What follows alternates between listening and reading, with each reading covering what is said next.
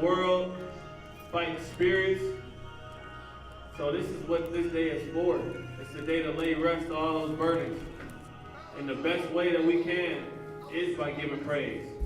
The best way that we can is by calling out to Yahuwah, calling out to Yeshua, right? I listened to this song this morning, and it really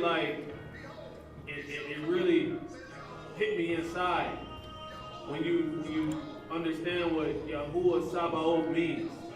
It means Yahuwah host, Yahuwah of armies, army of armies, right? Millions of angels looking down on us. Angels in this room right now, defending us, fighting for us, right? Ministering to us, right? So I want everybody to take a listen to this song. And I want everyone right now to just really give the Most High your praise. Lift up your hands to Him, right? Sing to Him, right? I know you may not know what this song is. It's very repetitive, but that's a good song that we need right now. Just something that will touch the spirit, touch your soul, right? Touch your heart, right? I want, while you're listening to this song, while you're singing this song, I want you to really look at where Yahuwah has brought you, where Yahuwah has brought your family, your friends around you, the times where you've been saved when you really probably didn't even deserve to be saved, to be honest with you, right? So let's try this out.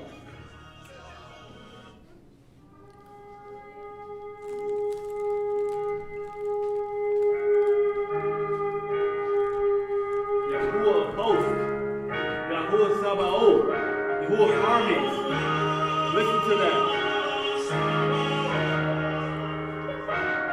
Close your eyes.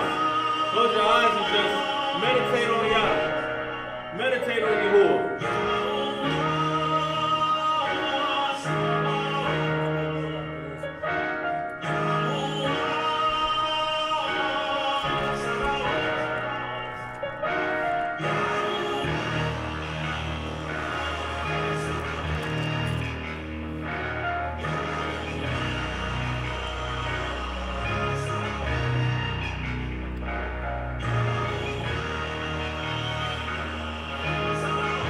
Give your thanks and your praise to Yahuwah Elohim.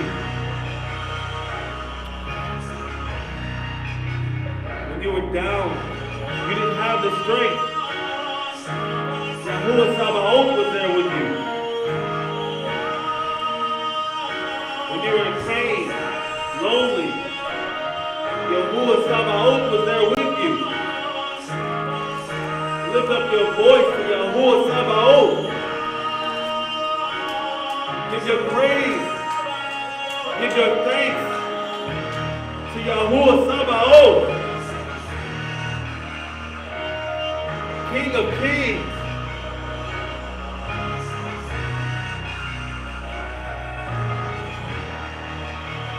When your friends weren't there for you,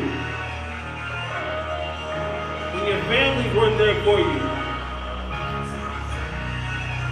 when you gave up yourself,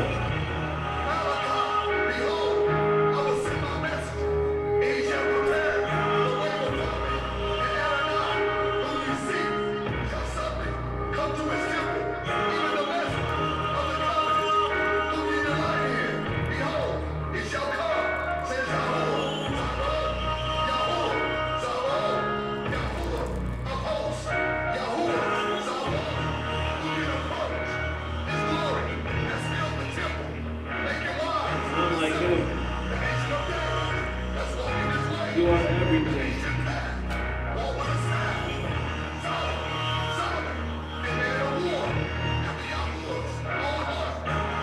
You never have to fight for anything.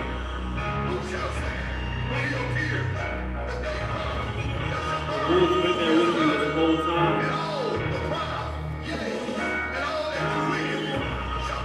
Give your praise, give your honor and thanks to Him.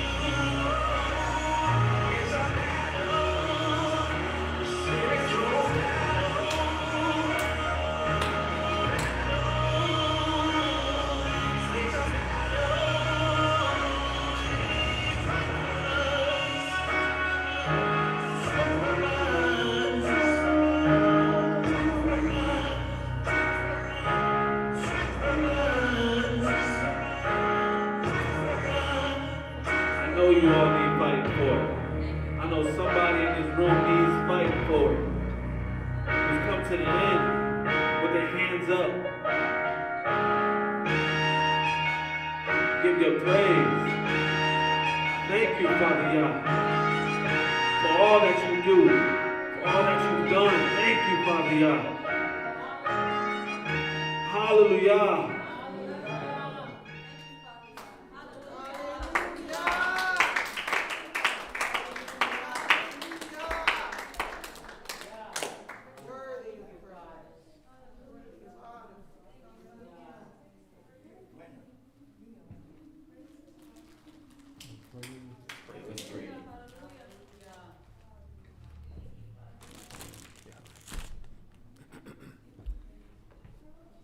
We're going to go ahead and pray, and then we'll continue praise and worship. Father Yah, we first and foremost want to thank you for allowing us to come today on this blessed Sabbath. We pray, Lord, that you will continue to be amongst this congregation, that you continue to guide us in righteousness, continue to remove anything that keeps us separate, and continue to teach us how to operate as one, Father. Father, we want to ask that you give the speaker utterance and give the hearers understanding. We pray that you, the things that we pray that the things that you,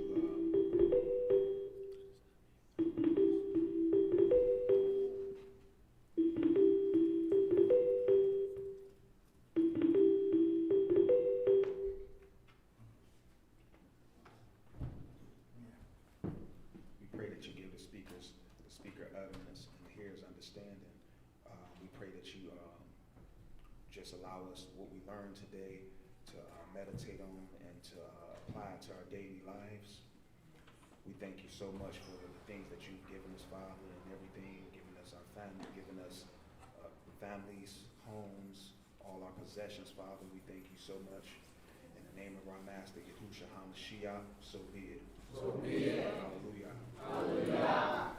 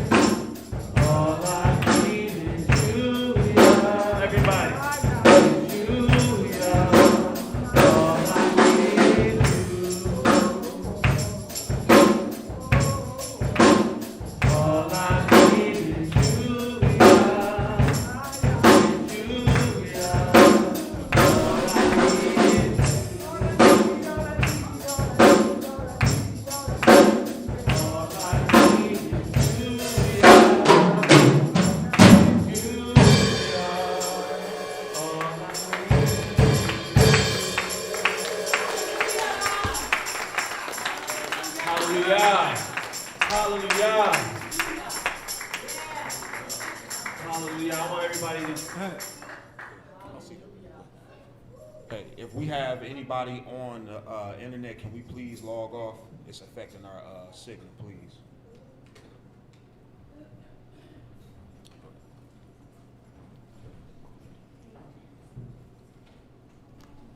How many people in the room know what it means what the song means when it says that all I need is Yahuwah? How many people really know what that means to put yourselves in the background and have it just be His will, the things that He desires, the things that He wants out of us? To really, really put yourself on the back burner. I'm not going to do this. This is what I want. This is all me. Even the things that you have going on, even your businesses, your relationships, if you're in school. How many people in here actually lay their thoughts on Yahuwah? Yahuwah, are you in this? Have I invited you into this? Have I asked you if this is what you really want from me? We got to take time to do that. We got to take time to reflect on Him, to ask Him, ask of His counsel. When we read in the scriptures, we see all the time people ask for His counsel before they went places, before they made major decisions. You ask of Yahuwah to guide you, to lead you in everything that you do, so that you're not leaning on your own understanding, so that you are protected. All right, this next song, we're going to sing His name again. Ooh. Oh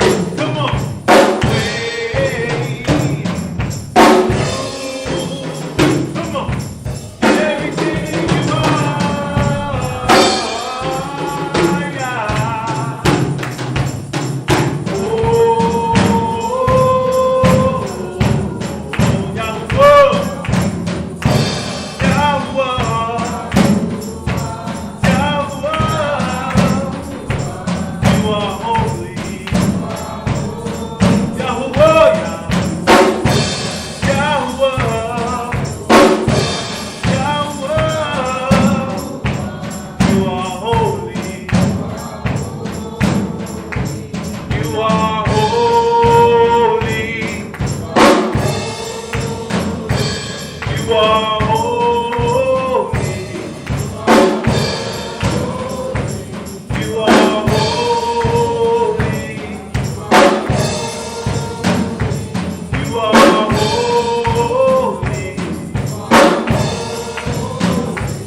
You are holy.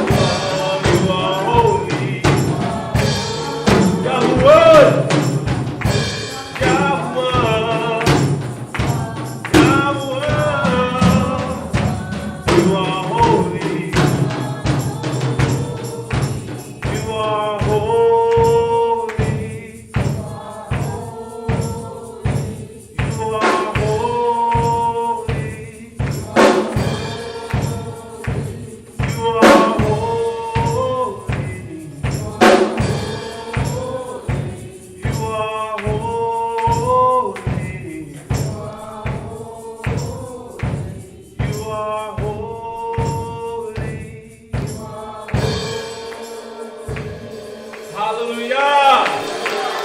Hallelujah! Hallelujah! Praise God! Praise God! Lift your voice up for Yahuwah! Lift your voice up for our Elohim! Give your praise to Yahuwah! Hallelujah! Hallelujah! You gotta fight through it! You gotta fight through it! You got everybody, he has a reason to be praised! He has a reason. Elder Martin here standing here right now. He has a reason to be praised. Messiah's mother was just healed. He has a reason to be praised.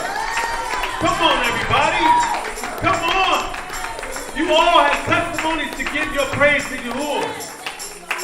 It may not be known to everybody, but he has a reason. He has a reason. Now y'all ready to get to the lesson, right? Yep. Get to the lesson. What was that? This is my last week, though. Oh, okay. All right. Let's get it, Brother Jacob. Come on.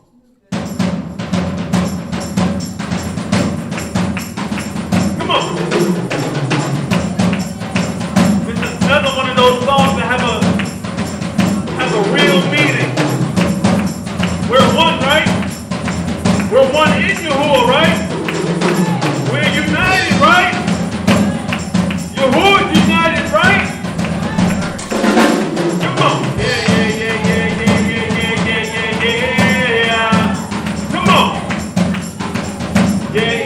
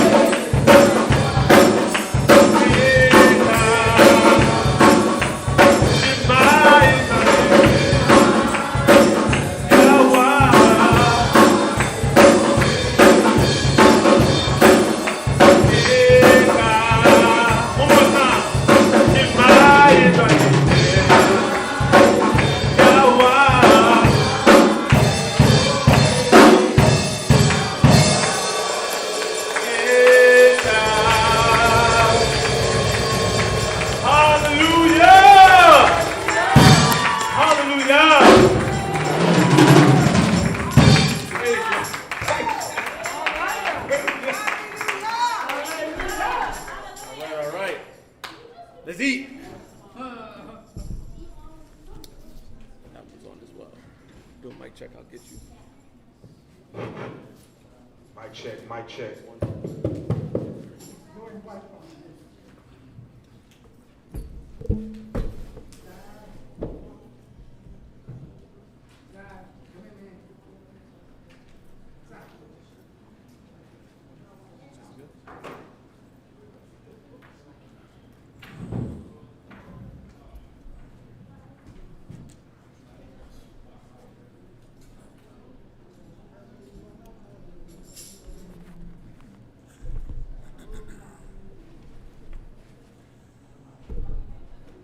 Shabbat shalom, Shabbat shalom. How we feeling this week? All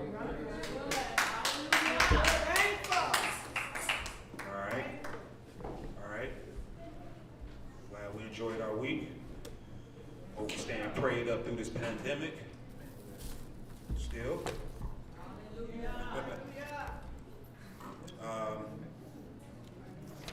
All right, so today, today's title of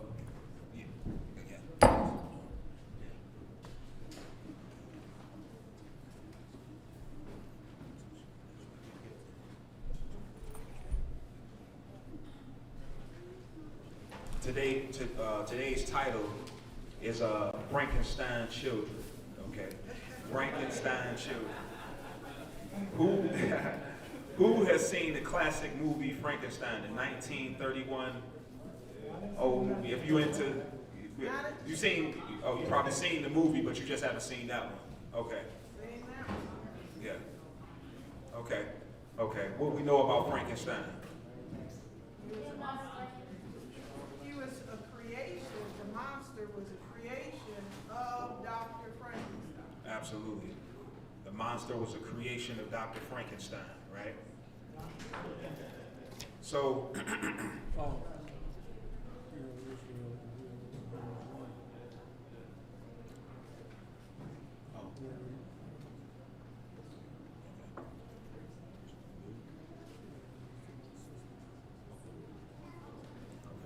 all right, so, like I said, today's title is Frankenstein Children.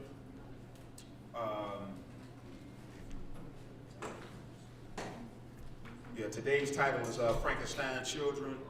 What we know about Frankenstein is that Frankenstein was actually the doctor that came with this creation. All right, I recently watched the 1931, the original Frankenstein. Right, I know it's many different Frankensteins. You have the evil of Frankenstein. You have the pride of Frankenstein. I watched the regular Frankenstein. Right, so that's what I'm kind of reference during this lesson today. And what I noticed is the body that they got, it was a body made up of different parts. And when you look at this particular movie, the brain that they got, Dr. Frankenstein's assistant, he ended up getting the brain of a murderer, right? And putting this brain, the brain of a murderer into this vessel. And then once the monster became alive, he went through and murdered and did evil throughout this little town. All right? But ultimately, it was up to the creator of that body. And one of the things that he said was, once the body came alive, was, it's alive, now I know what it feels like to be like God. You know what I mean? So, so he had certain things inside of him already.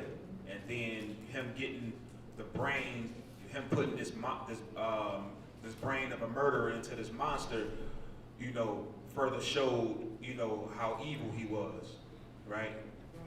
And his intentions of what he was trying to do. So he put this body together. Now, the reason that's important is because when we think about our children, all right, like I'm calling the lesson Frankenstein Children, we've got to think about, like, the parallel that we can make is the brain was filled with evil. And when we think about our children, sometimes if we're not conscious, if they don't learn it from us, they'll learn wickedness outside of our house, right? And they learn this wickedness outside of our house, and they become fornicators, they become murderers, and it's the same equivalent to Frankenstein having this brain, or the monster having this brain of a murderer, right? And so what we instructed to do, and we're going to get into that, we are instructed to, by law, according to the Torah, we instructed to raise our children up, walk about with them every day, and teach them the laws of Yah. All right? If we don't do that, then it's on us if our children become a monster out here, because we're not guiding them right, or if we live in unrighteous, we are filling their brains with evil. Okay, so we have to be conscious of how we operate. So ultimately, it's up to the parents to raise up the children in righteousness. In order for that to happen, the parents already have to be on the path of righteousness. All right. So let's open up with Ecclesiastes 7 and verse 29.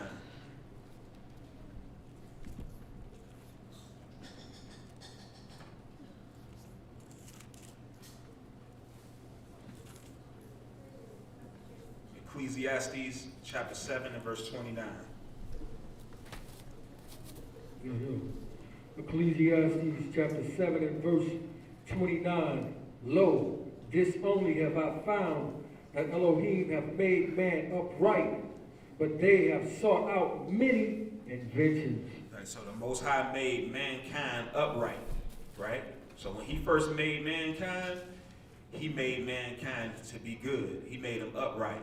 But it was mankind who would, over a course of their lives, discover evil, and they made the conscious decision to go out and do evil, right?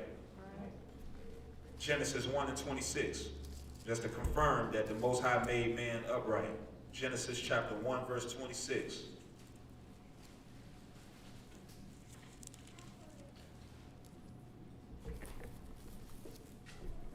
Genesis chapter 1 and verse 26.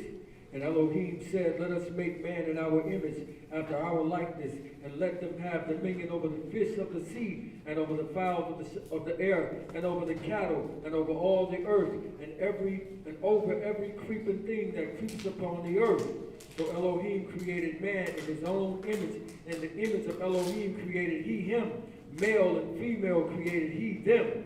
And Elohim esteemed them, and Elohim said unto them, be fruitful and multiply, and replenish the earth, and subdue it, and have dominion over the fish of the sea, and over the fowls of the air, and over every living thing that moves upon the earth.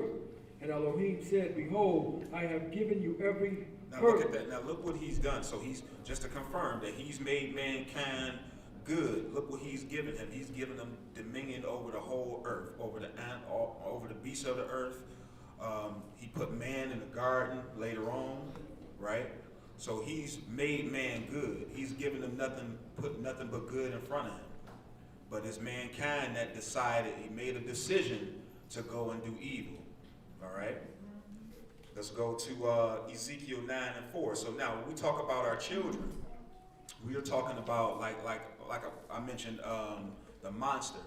The monster was, because he didn't have a brain, he was equivalent to what a child would be. Though the child has a brain when they come out of the womb, they coming out not knowing good or evil.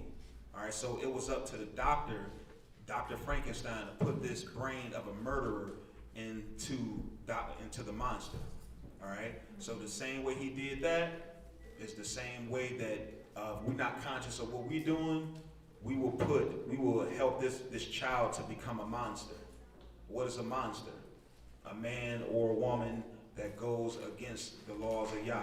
All right, that meditates on evil. Okay. Let's see now. The Most High, he's not a favor of persons. Let me get there real quick.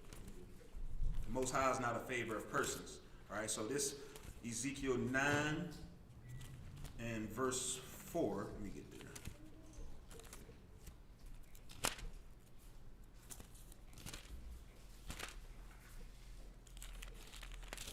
Ezekiel chapter 9, verse 4. Go ahead.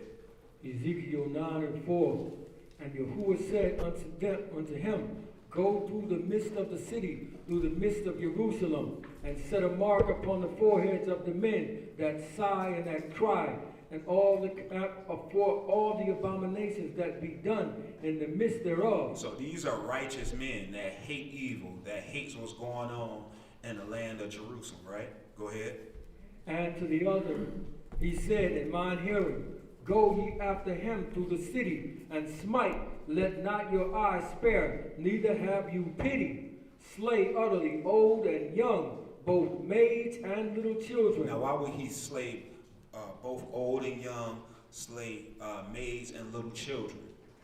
What's going on with these children? Since we focusing mainly on the children, what is going on with these children? Their parents wasn't teaching them as well, so they were, running around as well. Absolutely. Right, so the Most High was displeased with them because they wasn't being taught. All right, so the children, the Most High is not sparing the children either. All right, either they not being taught or they parents. There's so much evil in the land. The Most High just want to get rid of all of them. Right, so the parents is putting them on a path of unrighteousness. Go ahead. Slay utterly old and young, both maid and little children, and women, but come not near any man upon whom is the mark, and begin at my sanctuary. Then they begin at the ancient men which were before the house. Right, so they didn't spare anybody. It didn't matter who they were. They started with the ancient men. These were the men that were supposed to be the leaders of the nation under the king. So these were ancient men that was respected in the land, right? So they didn't spare them either. It didn't matter about status. The Most High is not a respecter of persons. Proverbs 20, verse 11.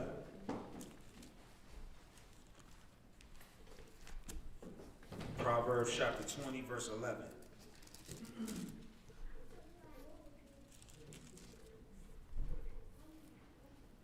Proverbs chapter 20, verse 11. Even a child is known by his doings. Read that again. Even a child is known by his doings, whether his work be pure and whether it be right. Even a child is known by his doings, whether his work be pure or whether it be right. Right? So we can't look at our children and think because we believe them to be innocent, that they're innocent.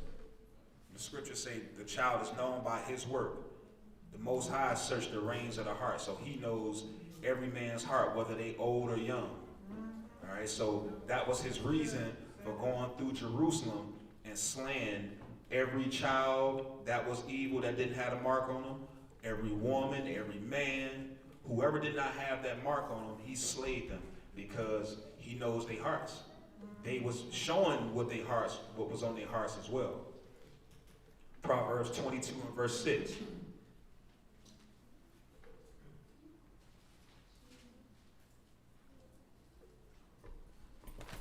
Proverbs chapter 22 and verse 6.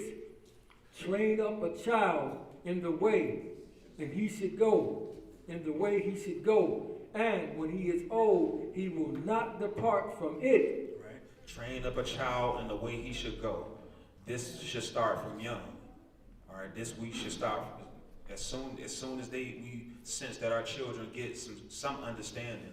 We got to start pointing them in the right direction. All right, because you have all type of people that's teaching our children in schools. 4, 5 years old, they teaching them about sex already.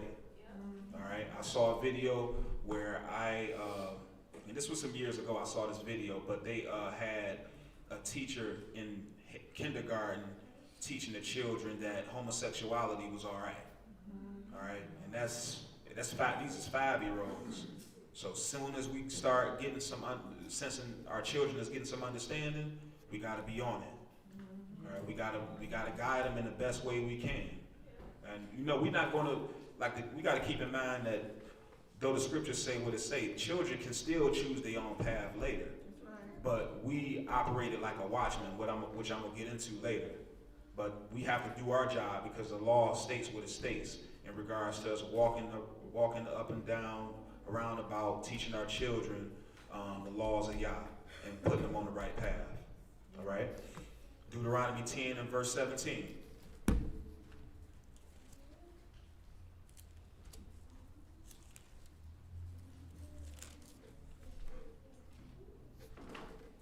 Deuteronomy chapter 10, verse 17. Deuteronomy chapter 10, verse 17. For Yahuwah your Elohim is Elohim of gods, and master of masters, a great Elohim, a mighty and terrible, which regardeth not persons, nor taketh rewards. So he regards not persons, nor he takes not rewards. All right? So if we want our children, we got to understand how the Most High works. Righteousness is according to his ways. When we're teaching our children, we need not to lean on our own understanding. Teach them what righteousness is according to the Most High's ways. Okay? Matthew 19 and verse 16.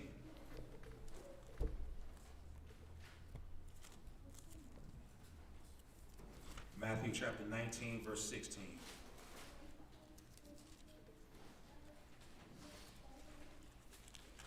Matthew chapter 19 and verse 16. And behold, one came and said unto him, Good master, what good thing shall I do that I may have eternal life? So this young man is curious about having eternal life and want to know how he could receive eternal life. Go ahead. And he said unto him, Why you call me good? So Yeshua is saying, why callest thou me good? Why are you calling me good? Now again, the Most High, he vouched for Yeshua when he came out of the water. There was no sin found in him at the end of his life. So technically, he was good, but he didn't consider himself good, just to show you his humility, right? Even though the Most High did vouch for him. Go ahead. There is none good but one, that is Elohim. So Yeshua, he making sure he glorified the Father over himself. All right, go to John 5 and 36.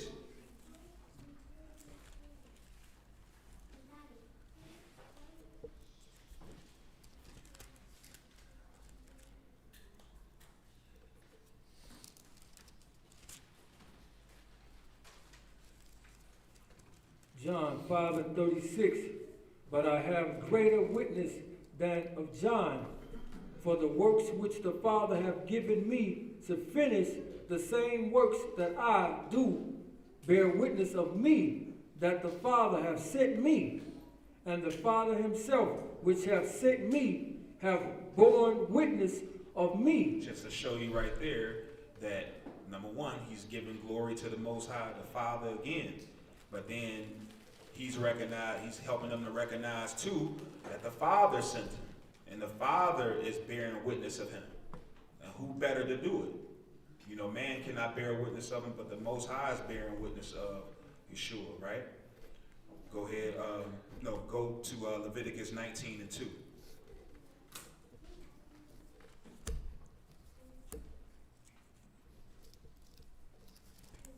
Leviticus chapter 19, verse 2. Leviticus chapter 19 and verse 2.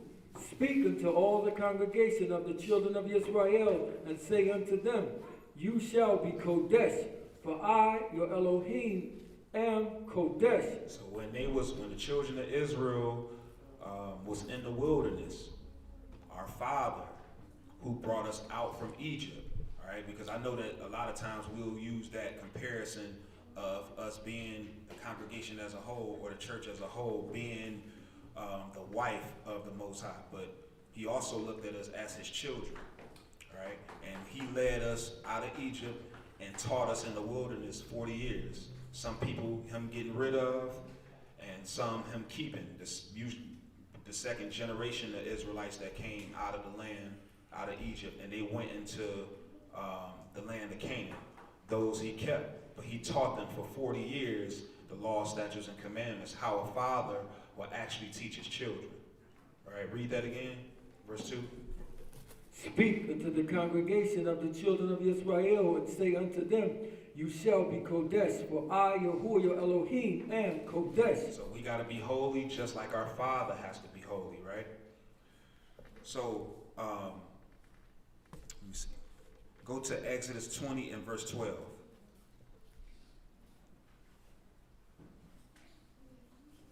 So let's consider this. So, like I was saying earlier, in order for our children to have an example, we're like the first teachers of our children, right? They come out of the womb, we're right there. We're the first teachers of our children. All right, later on, after they are old enough, they go to school. So in order for them to be on a righteous path, we have to have ourselves together. Like they have to see us live in a certain way. All right, they have to see us live in a certain way. All right, it can't be us trying to teach them how to walk in righteousness, but yet we're not walking in righteousness. They're going to see hypocrisy. All right, so we have to show it. We have to be an example. Everything we teach, believe me, they watching. I know that for a fact that I was taught certain things, but I also saw my parents doing opposite, right? So, and I learned, me being a father now, I know for a fact that I also have to make sure that everything that I say, that I'm living it, or my son is going to not believe me and not trust my word. And we want our children to trust us. All right? So Exodus 20 and verse 12. Exodus chapter 20 and verse 12. Honor your father and your mother, that your days may be long upon the land which Yahuwah your Elohim giveth you. Now, in order to truly, truly get honor, because though this say what it say, we understand that our children, if they start to distrust us, this won't happen. They won't honor us. If we want our children to honor us, and of course the law say what it says. There's no exceptions. But realistically, because Satan is always at work, once they see you faulty in a way, they'll start to distrust you. And somebody else is going to come along that they may have more respect for, but may be leading them down the wrong path, and that's going to become their father, or their leader, or their guardian, or whatever, right? So we want to make sure that while we got the upper hand, that we stay on the righteous path. All right, we have to become like our children's Dr. Frankenstein, if you will. All right, but in righteousness, though. All right, when you think about Dr. Frankenstein, what did he do? He was unrighteous in creating this monster, right? But what we're doing is we created children that we can pour righteousness into. All right, starting with us. We're righteous, so we expect our children to be righteous. And if that's the case, we got to pour into them the right instruction. The Most High did the same thing. He brought us out of the land, taught us laws, statutes, and commandments. When he brought us out of the land, he told us to be ye holy, for I am holy.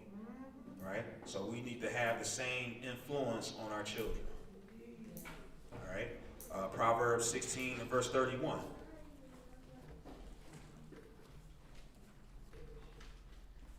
Let me do something.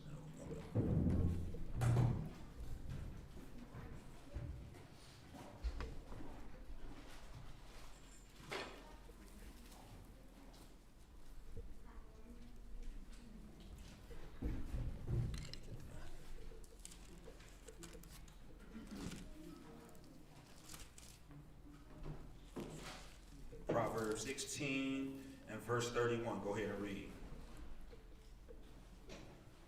Proverbs chapter 16 and verse 31. The gray head is a crown of esteem, if it be found in the way of righteousness. Right. So the gray head is a crown of glory, if it be found in the way of righteousness. Right. The key is that person, that elder, be found in the way of righteousness. All right. So they have to be living a certain way.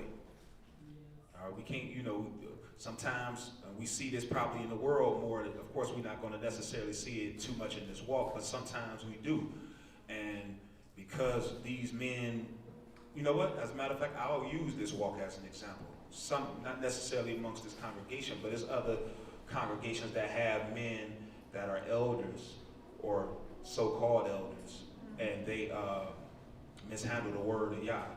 And they expect to get this esteem like an elder is supposed to, but they mishandle the word, they mishandle in the flock, and this says only if it be in righteousness, right?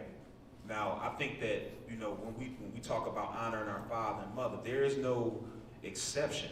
So, of course, we know better, all right, to operate according to the law. But I'm just showing you that when we think about operating as a righteous parent, though the law say what it say, if we're inconsistent with our behavior, we're not going to get the respect we think we deserve from our children.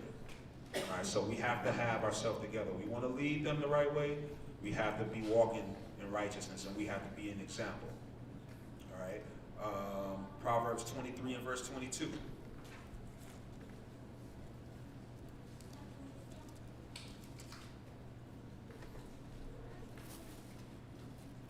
Proverbs chapter 23 and verse 22. Listen unto the father that begat you, and despise not your mother when she is old. Right, so talking about honoring your parents, all right? Honoring your parents still. But of course, we know that as parents, we have to be righteous, okay? Go to Deuteronomy 6 and 5. Deuteronomy chapter 6, verse 5.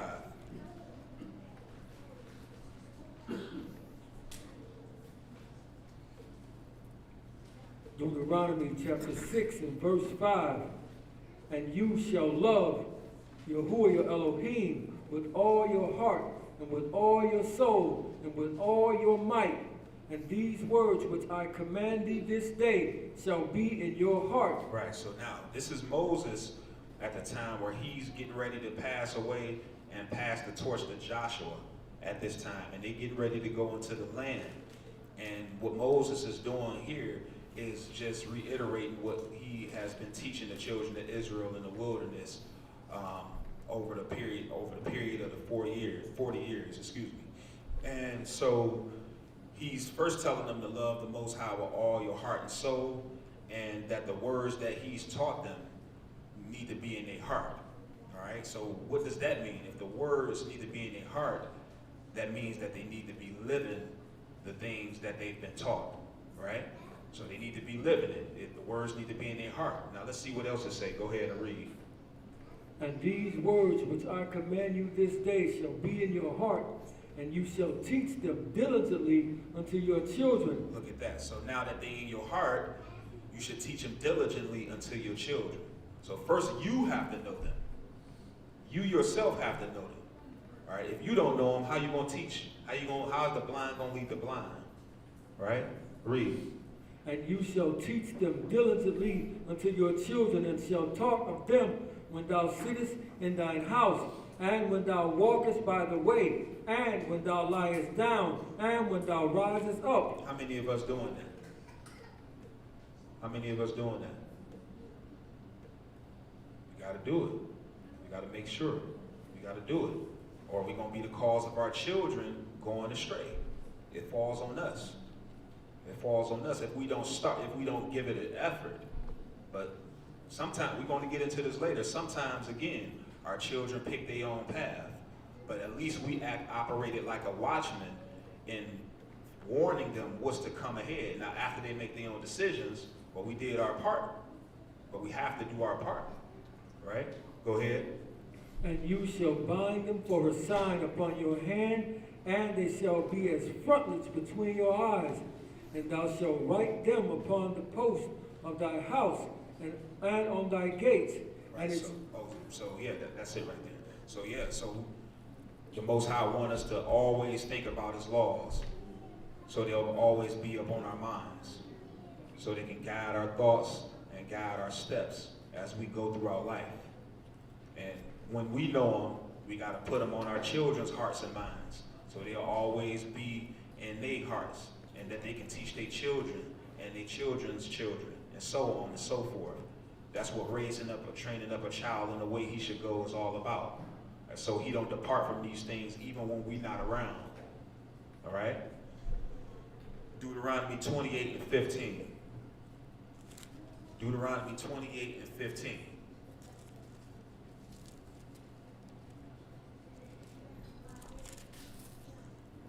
Deuteronomy chapter 28 and verse 15. But it shall come to pass, if you will not listen unto the voice of Yahuwah your Elohim, to observe to do all his commandments and his statutes, which I command you this day, that all these curses shall come upon you and overtake you. So now look at that. So now, at this point, he's given the children of Israel, Moses is giving the children of Israel blessings and curses.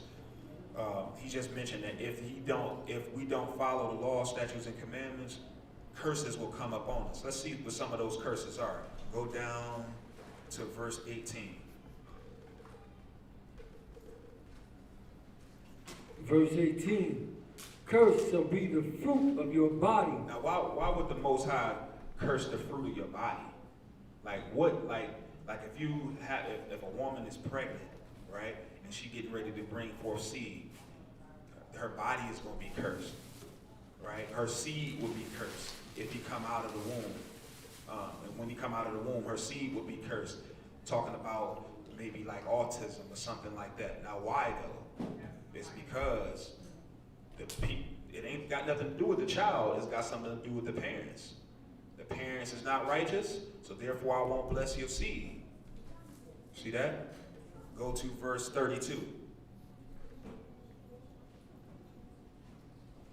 Let's pause there for a second. And you think about how prevalent autism is in our society today. Why is it there? You got women using drugs while they're pregnant. You know what I mean? So they really shooting themselves in the foot when they do this. They hurting themselves when they do this. It's like self-inflicted wounds. Like you pregnant, but you getting high off drugs, or you abusing alcohol. You know what I'm saying? So that's the way to curse. See, it don't really go into how it will happen, but it's happening based on you doing things to yourself. And ultimately, it affects your seed. Now, the seed is innocent in the womb and when they come out of the womb, but you're not innocent.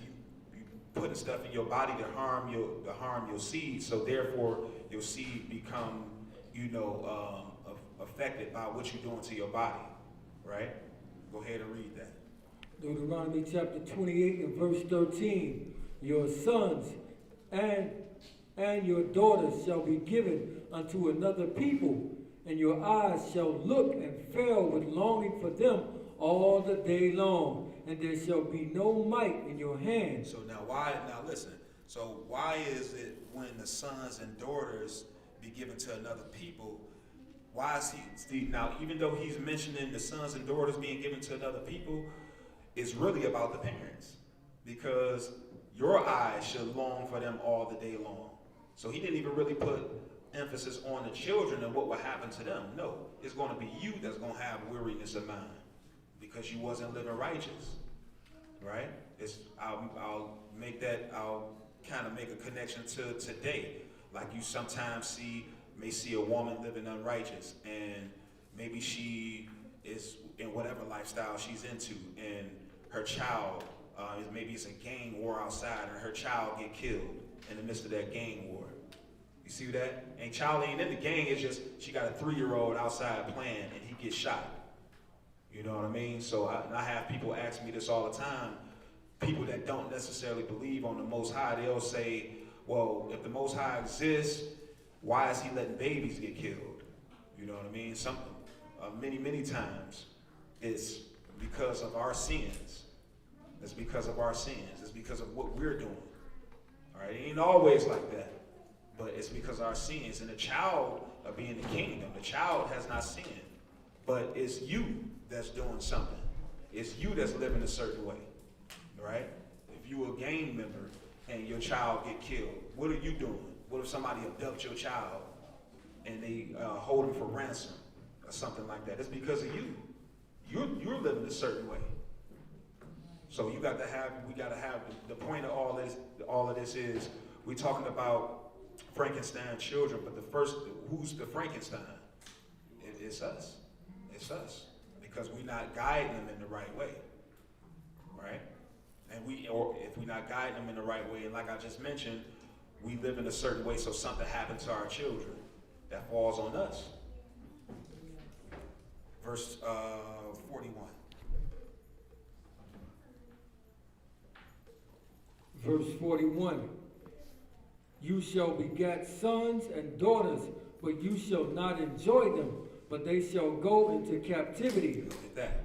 So, talking about the parents again. You shall have sons and daughters, but you will not enjoy them. So you won't be able to raise your children up. Right? You're not going to get to see them develop.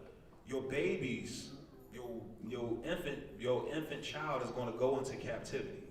All right? Or your 5-year-old is going to go into captivity. Right? So it's talking about the parents again. Yeah. All right, go to verse 50. Verse 50. A nation of fierce countenance, which shall not regard the person of old, nor show favor to the young. Look at that. A nation of fierce countenance will not regard the old or the young. All right. Why would the Most High allow this to happen?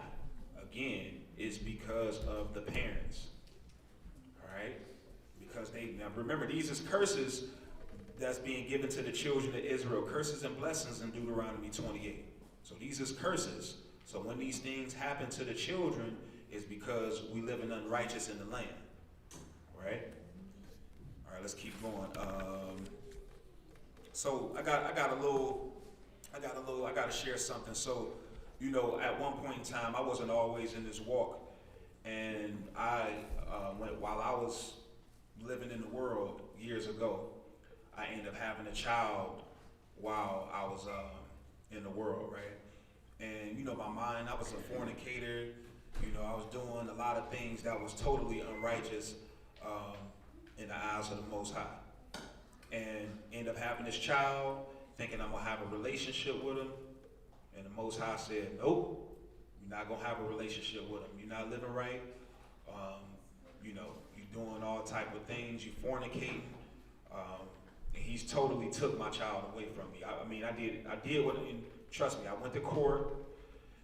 If the Most High let me tell you something. If the Most High don't want you in your child's life, you ain't gonna be in there. No matter how many times you go to court. I went to court. I got paperwork to prove it, and all that. And I definitely was able to get my way on paper. But if the Most High don't want you to be in your child's life, he gonna make it that way. And it's probably because of something that you're doing. And it definitely was the way I was living. I was living unrighteous. But like I said, I was a fornicator, was not trying to be with the woman that that I had my child by. And so the Most High stripped him of that. And now I have to have this weariness of mind about how I'm not able to be a good father to that child. My son right now is living with a woman that don't believe in the Most High. You know what I mean? These people celebrate everything according to the world. I look at pictures on Facebook. He got his face painted, getting ready to celebrate Halloween. They celebrating Christmas. All of the stuff, all of the holidays and stuff like that in the world, they celebrate. All right?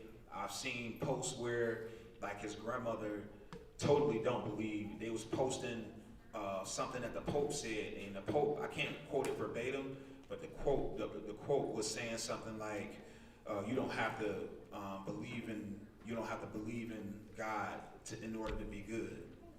Well, how can you not believe in the Most High? He's the pinnacle. Yep. Yep. So I got a 10-year-old out there that's getting taught to be unrighteous now. What they doing is they raising up a monster, though. You know what I mean? They raising up a monster because they teaching him everything that's unrighteous under the sun. Now, of course, he'll learn things that's good, and he'll have a chance. So I stay in prayer for him. You know what I mean? That he would turn away from whatever it is they putting in his head, because I know that they don't believe in the Most High, right?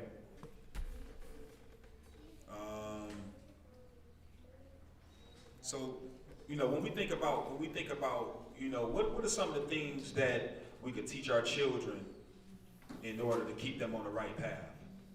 What y'all think? And then I'm gonna go into a few things. Well, let me ask you something. Did you know the young lady, know her when you was dating her? No way. let me get into that. No, I didn't really get a chance to know her. I didn't get a chance to really know that sister, that woman. At the end of the day, I wasn't thinking with the right head. You know what I'm saying? Like I wasn't thinking. You know, I was just.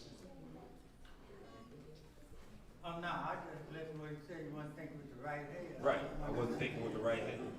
Oh, you know what? I'm sorry. You know how I talk freely sometimes. Yeah, but that's what that was. And I wasn't thinking, you know, I didn't really get a chance to know her.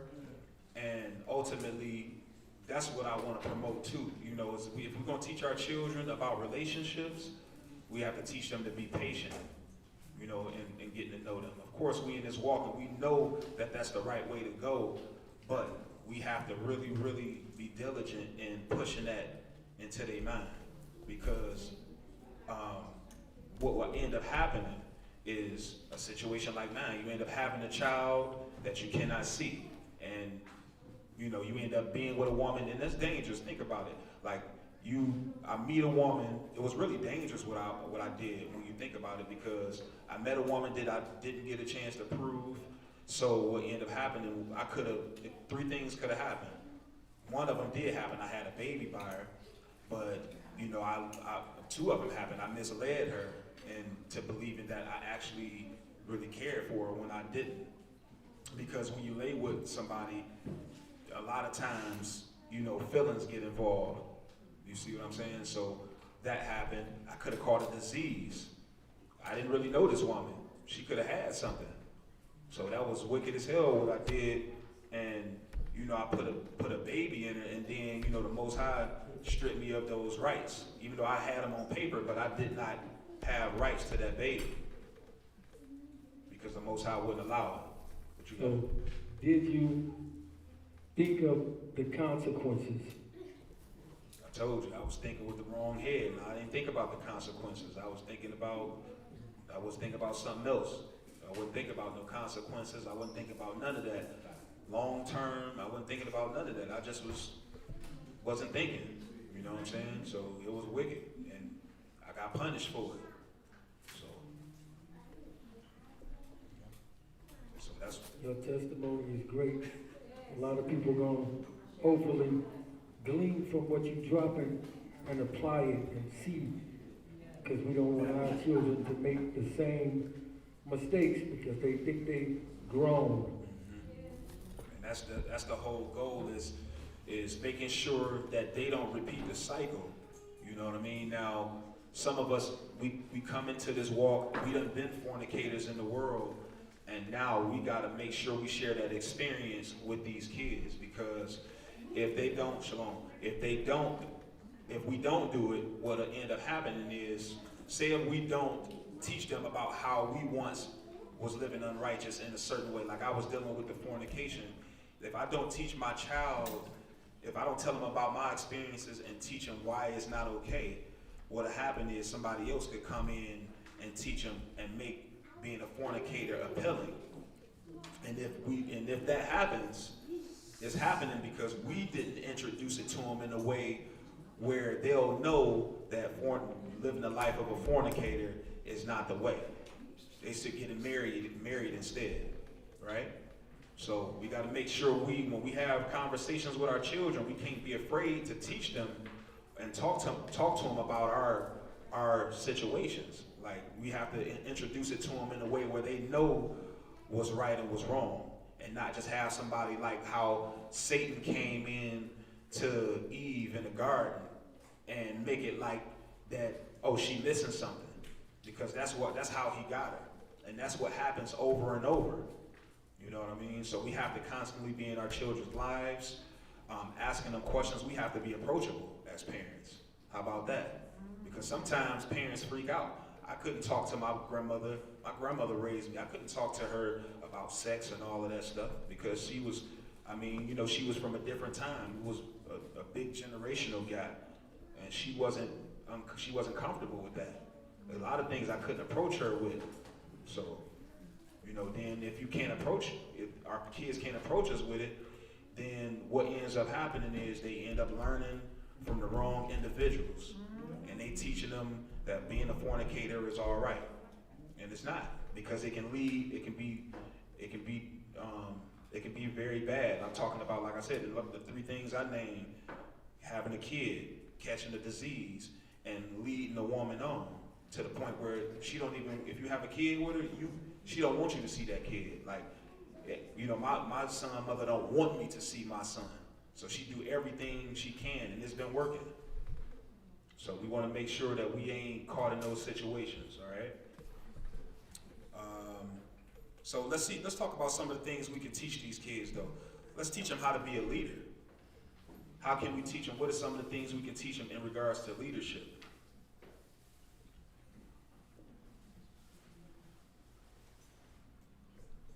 First and foremost, not following others. Like that's, I think, when it comes to especially young boys, it's easy to just kind of go with the crowd. And you know, if you are always just following the crowd, then that's automatically opposing being a leader. Absolutely. So first and foremost, just like not always following what others, you know, are doing, but walk your own right path, and that will, you know, eventually lead you into actually leading others. Right. Right. Exodus 23:1. Go there. Yep. We have to make it appealing to them to stand on their own too and go against the grain. When everybody else is going down the path of unrighteousness, you got friends over here that's fornicators. We have to teach them that it's not all right to be a fornicator. But in order to do that, we have to be approachable. We have to allow them to be able to come to us with this stuff, and not shut them down when they come to us with it. Go ahead. 23:1. Yep. Exodus chapter 23 and verse 1. You shall not raise a false report. Put not your hand with the wicked to be an unrighteous witness. Right, so put not your hand to be with the wicked to be an unrighteous witness. All right, so say if you got some friends that's got an issue with somebody and they want to make up a lie to get them in trouble. You don't follow them because you're friends with them and you go against the grain. You stand for righteousness. You know what I mean? So that's one way they can be a leader right there. Like Anthony just said, pretty much going against the grain when you have a group of people that's looking to do something unrighteous, right? Go ahead. Verse 2. You shall not follow a multitude to do evil. Read that again. You shall not follow a multitude to do evil. You shall not follow a multitude to do evil. All right? You shall not follow a multitude to do evil. Proverbs 1 and verse 10.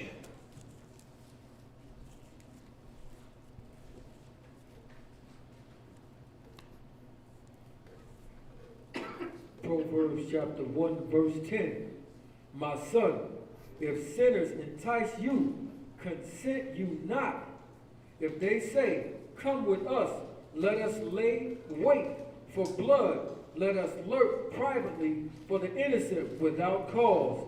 Let us swallow them up alive as the grave, and whole as those that go down into the pit. So it says, my son, if sinners entice thee, so if they entice you, consent thou not. So don't go with them.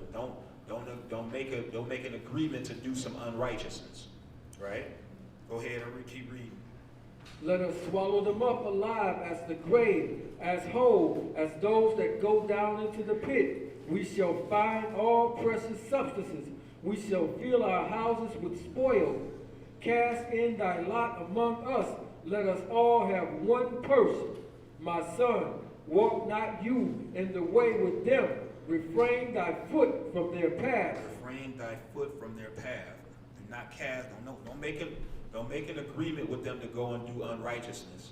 Don't go and rob somebody. Don't go and lay in wait for blood and murder somebody because your friends want to go and do that. You be the person to stand against that and go in the opposite direction. All right, so this is part of what being a leader is about.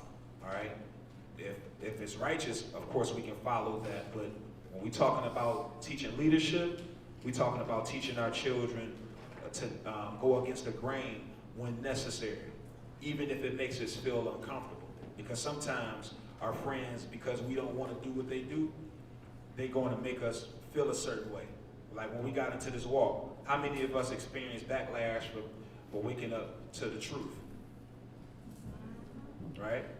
So, and we know for a fact, we just picking up the Bible now, so what could we really be doing wrong? We're not promoting murder. We're not promoting fornication, right? So I got backlash from picking up the scriptures from my family. A lot of them don't talk to me no more, right? Off the strength of me just picking up the Bible. You know what I'm saying? So it lets you know something. It's really a blessing though, because when we pick up the Bible and our conversation change, that right there in itself separates us, because now they don't know how to hold a conversation with us. What they want to do is they want me to talk about this girl I've been with, or these girls that I'm trying to chase, or trying to go and do something unrighteous to get some money. And my conversation ain't like that no more. And I picked up the scriptures, and now I'm living according to this. They don't want nothing to do with me. And it really says something about their character, because they trust a robber, a thief, a fornicator. You know, they trust that. They rather have that than a brother that's saying, you know what, I've been living wrong. Let me put those things down and live according to this right here. So it really says something about their character. Right? What was we at? We at verse 15. Go ahead. My son, walk not you in the way with them. Refrain your foot from their paths, for their feet run to evil and make haste to shed blood. Surely in vain the net is spread in the sight of any bird, and they lay wait for their own blood. They lurk privately for their own lives. So when they do these things, they are laying wait for their own blood. So what it's saying is they may get away with some stuff for the time, but the Most High is going to deal with them. They're not going to get away with it forever. Go ahead. So are the ways of everyone that is greedy of gain, which taketh away the life of the owner thereof. Right. So are the ways of everyone that is greedy of gain. So we got to teach our children to be leaders and not following men so that they could have a quick come up by doing unrighteousness. But we also got to teach them to be content as well. Right? 1 Peter 4:1. Who all be hitting them licks. When they hit a lick. 1 Peter 4:1.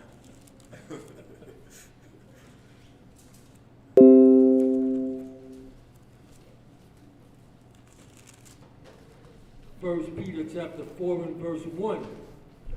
For as much then as Hamashiach hath suffered for us in the flesh, arm yourselves likewise with the same mind. Now we got to arm ourselves with the same mind that Hamashiach had when he suffered in the flesh. Now we think about what his walk was.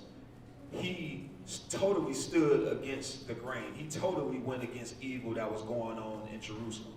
And he had a certain mind frame that he knew his kingdom was to come, so he wouldn't submit to Satan. He knew what was to come. He had already had interaction with the Most High. So he was here to teach those believers that the Most High was going to send to him so that they can know that it's much better after this. All right, so we have to arm ourselves with the same mind as Yahushua HaMashiach. He read. For as much then as Hamashiach hath suffered for us in the flesh, arm yourselves likewise with the same mind. For he that hath suffered in the flesh hath ceased from sin, that he is no longer should live the rest of his time in the flesh to the lust of men, but to the will of Elohim. For the time past in our life, many suffice us to have wrought the will of the Gentiles when we walked in lasciviousness, lust. Now lasciviousness is a higher type of lust. Go ahead. When we walked in lasciviousness, lust, excess of wine, revilings, banqueting, and abominable idolatries, Right. So these things, revelings, is like, you know, what they say about revelings is those at that time, people used to go through the streets drunk and partying and stuff like that, and you know, to the name of Bacchus, right? Lust, you know, different diverse lusts, excess of wines, banquetings, and committing idolatry. All right, go ahead. Wherein they think it strange that you run not with them to the same excess of riots, speaking of evil you. Oh, my bad. So, where they think it's strange that you run not with them to the same excess of riot, right? So now that you have turned away from that lifestyle, they now look down on you because you are living different, right? So just like I was talking about my family, they look down on me because I picked up the Bible, all right? I'm not a fornicator no more. I'm not partying hard no more. So they look down on me, and then they try to question the word. Didn't man write that Bible? Didn't man do this? Didn't man do that? Right? So this is their way of trying to get you to turn back and be like them. Right? Read verse 4 again. Wherein they think it strange that you run not with them to the same excess of riots, speaking evil of you, who shall give account to him that is ready to judge the quick and the dead. Right. So once they speaking evil of you, but see, these same people that has not repented and turned away, they're now going to have to give an account to the one that is going to be judging the quick and the dead. All right. So they're going to have to give an answer eventually. All right. So go to Proverbs 24:1. So besides teaching them how to be a leader, teach them not to envy a sinner, right? Because what about our children when they be at school? I guess most schools these days has got children wearing uniforms. But when I was in high school or when I was in grade school, we wasn't always wearing uniforms. I wore them some, but it wasn't always that. That wasn't always the rule. And so, you know, you will have people, sometimes their parents is doing really well and they can afford certain things. What happens when your child want the things that the next child has? How do you deal with that? What type of understanding could you give to your child that may come home and they may want the things that the popular kid have at school? How do you deal with that? These are the things. Oh, go ahead. Don't know how to go at once. He's asking a question. So if your child has so if you got a popular kid at school that have all the latest gear or whatever, and he is, you know, his parents can afford it, what type of information would you give your child that comes home and that wants that stuff? And maybe you can't necessarily get those things for them, but what type of information, how would you talk to your child? What you got, Anthony? Well, I tell him, I say, like, don't look at what they got, but look at how they are. You know what I'm saying? Like, there's kids that are in his school that be, you know, talking about certain things, or they actually do certain things. So I tell them, listen to what they say and look at what they be doing. Just because they, you know, got the nicest shoes or whatever, like that don't actually mean anything. You know, like, look at who they are. Literally listen to what they say, and look at what they do, and you decide whether you want to hang around that type of person. Right. You know, so that's what I tell them. Right. Right. Anybody else? And you can also talk to them and let them know that material things don't define a person. It's mainly what's in here. I know a child as they're being young. That's why he says it's important to teach them from the scriptures dealing with the importance of serving Yah and how they look at Yah. You know how in today's society, how people look up to people that got the finest car, the nicest clothes. These are the people flock to hang with, dealing with peer pressure. But showing them that being humble and always having the nicest stuff, it's what you have in your heart, it's what the Most High look at. Tell them that he don't look at, judge the outward appearance, but what's in here. So it's like you said, you have to start early on understanding this, because the world will teach them something different. The world will teach them that the material things is what matter. So that's why you start early with your child, teaching them the main things that matter. It's not the outside appearance, but what's inside. Okay. You had your hand up? Yeah, I had like two I want to say. One of them was from scripture, Colossians 3 and 2, where it says, "Set your mind on things that are above, not on the things that are of the earth." Absolutely. And then another thing, going back to what you said about being a leader, like if they're supposed to be a leader, they shouldn't like want to be like other people. Other people should want to be like them. Absolutely. So Right. they will set an example. I like all of those. I like all of those. Proverbs 24 and verse 1. That's good. Proverbs chapter 24 and verse 1. Be not you envious against evil men, neither desire to be with them. For their heart studieth destruction, and their lips talk of mischief. Right. So be not thou envious against evil men, neither desire to be with them. For their heart studies destruction, and their lips talk of mischief. Right. So just in case, you have a kid, a lot of times if a kid is popular, and it's not all the time, but he'll be kind of arrogant, and to the point where he'll make other kids, because he have certain things or she have certain things, feel lower about themselves than what they really are, right? So he'll make them feel like they are nothing because they don't have whatever, the latest pair of shoes or the latest clothes or whatever like that, when these is just material things. So, be not thou envious against evil men, neither desire to be with them. All right, so we got to guide them. We got to, again, focus on that inner man. As soon as they are able to understand, we have to keep ourselves open to talk. We have to just introduce concepts to these children, because, if we don't, again, what's going to happen is we'll think we got time to talk to them about things, and somebody else is already introducing it to them in a way where it's appealing to them. So we got to make sure that we introduce these concepts to them, right? Let's see. Proverbs 16 and verse 8.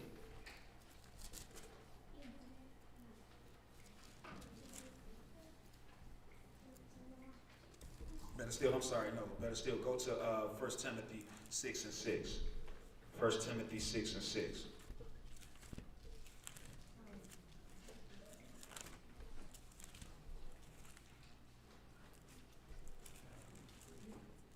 First Timothy chapter 6 and verse 6. But godliness with contentment is great gain. Read that again. But godliness with contentment is great gain. For we brought nothing into this world, and it is certain we can carry nothing out.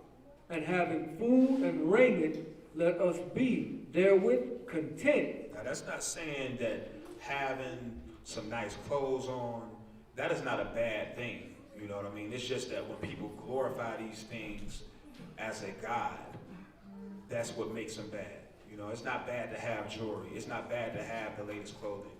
It's when you glorify these things. And so it's always good to teach our kids to be content with what they have.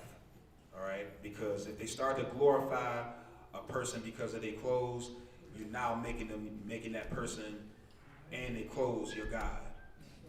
All right? Keep reading. And having food and raiment, let us be therewith content. But they that will be rich fall into temptation and a snare, and into many foolish and hurtful lusts, which drown men in the destruction and perdition. Right. For the love of money is the root of all kinds of evil, which while some covet after, they have erred from the faith, and pierced themselves through with many sorrows. See that? So for the love of money is the root of all evil, all kinds of evil, the love of it, right? So you love it to the point where you love this more than the Most High, right? The love of money is the root of all kinds of evil, which while some coveted after, they have erred from the faith. So while they lusting after wealth and riches, they forgetting about the Most High. They falling off the path, right? So another thing we can teach them is we can teach our sons and daughters how to have good sense and to make good, proper judgment, right? So go ahead, go to Proverbs 11 and verse 22.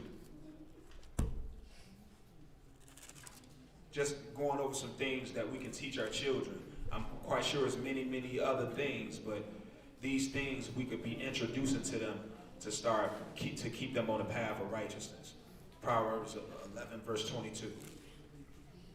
Proverbs chapter 11 and verse 22. As a jewel of gold in a swine's nose, so is a fair woman which is without discretion. Right, so which is a fair woman which is without discretion. So when you go back to that whole thing about a popular girl being in school with, and maybe she may be an attractive young lady and she got, you know, the best clothes, but she got a wicked heart. And she always got some nasty things to say out of her mouth. You know what I mean? She's equivalent to a swine with a jewel of gold in her snout. And so we want to raise up virtuous women. All right, we raising up virtuous young women. So we teaching them the total opposite. We teaching them not to be defined by our material possessions. All right, we teaching our young men not to be defined by material possessions. And again, I want to make sure I say it's not bad to have good-looking clothes and nice jewelry. I'm just saying not to glorify it and let us define us, right? Go to Psalm 112 and verse 5. Psalm chapter 112 and verse 5.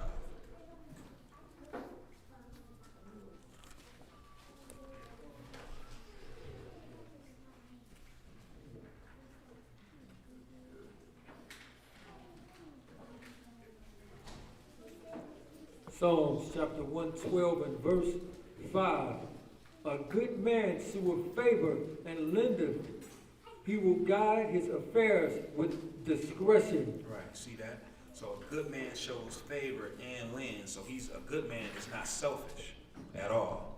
A good man is not selfish, and he will guide his affairs with judgment, discretion, or judgment. Right? So he will always make the proper decisions when it comes to his affairs. All right, so going back to that whole talk we had about virtuous women, men of valor.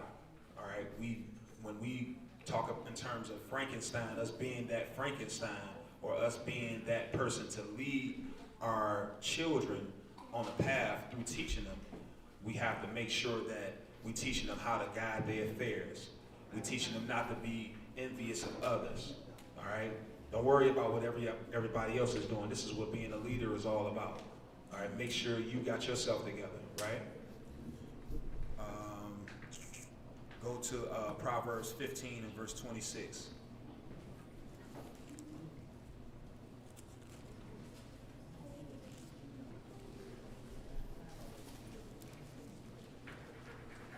Proverbs 15 and verse 26. Proverbs chapter 15, 26. The thoughts of the wicked are an abomination to Yahuwah, but the words of the pure are pleasant words. So the thoughts of the wicked are an abomination to Yahuwah. All right, so in order to guide our thoughts, we got to meditate on the word. We got to keep people around us that's having righteous conversation. All right, or we'll start to have, if we become unequally yoked, we'll have individuals guiding our thoughts, and we don't even know it. If we overwatch certain shows, putting certain things into our system, and then in turn teach, we got our children watching these things. What do you think they about to go out in the world and do? If that's all they watching, if they only watching murder on TV, fornication on TV, right? If they, whatever they watching on TV that's against the Most High, if they constantly doing that, what do you think they about to go out in the world and do? They about to go do the same thing. People get motivated to do evil by watching movies. People got motivated to sell drugs by watching Scarface. People got motivated to do crime and have illegal operations by watching The Godfather, right? Stuff like that. They get motivated by watching movies, thinking that people, honestly, when they see Scarface, they think that they could do everything before they get to the part where he gets shot up. That's insane, right? And that's for real. That's for real. Absolutely. Somebody had their hand up? Oh. It goes the same thing with playing video games. Absolutely. You know, like Grand Theft Auto or whatever. Absolutely. Absolutely. Yeah. So people get motivated. People really think that they can make it to the part, when you talk about Scarface, they can make it to the part where, before he gets shot up. That's insane. Like, that's the fact that they actually think that. You know, they're willing to take the risk. And I've taken these risks before too. So I was insane at that time. And, you know, those things, you know, that's crazy. It's just, we're not being taught. If we're not being taught, somebody else is teaching us. And if somebody else is teaching us, they making this life appealing. You know what I mean? Like, I grew up around this stuff my whole life. And I got family still to this day that's doing illegal activity. You know what I mean? They ain't never really been caught doing nothing, you know, caught on a major level, but they doing major things illegally. And they really believe that, they don't really believe in what comes with the lifestyle, you know what I'm saying, until it's gonna be too late. Though these people are still out there taking risks, throwing bricks at the penitentiary, right? Proverbs 11, verse 1.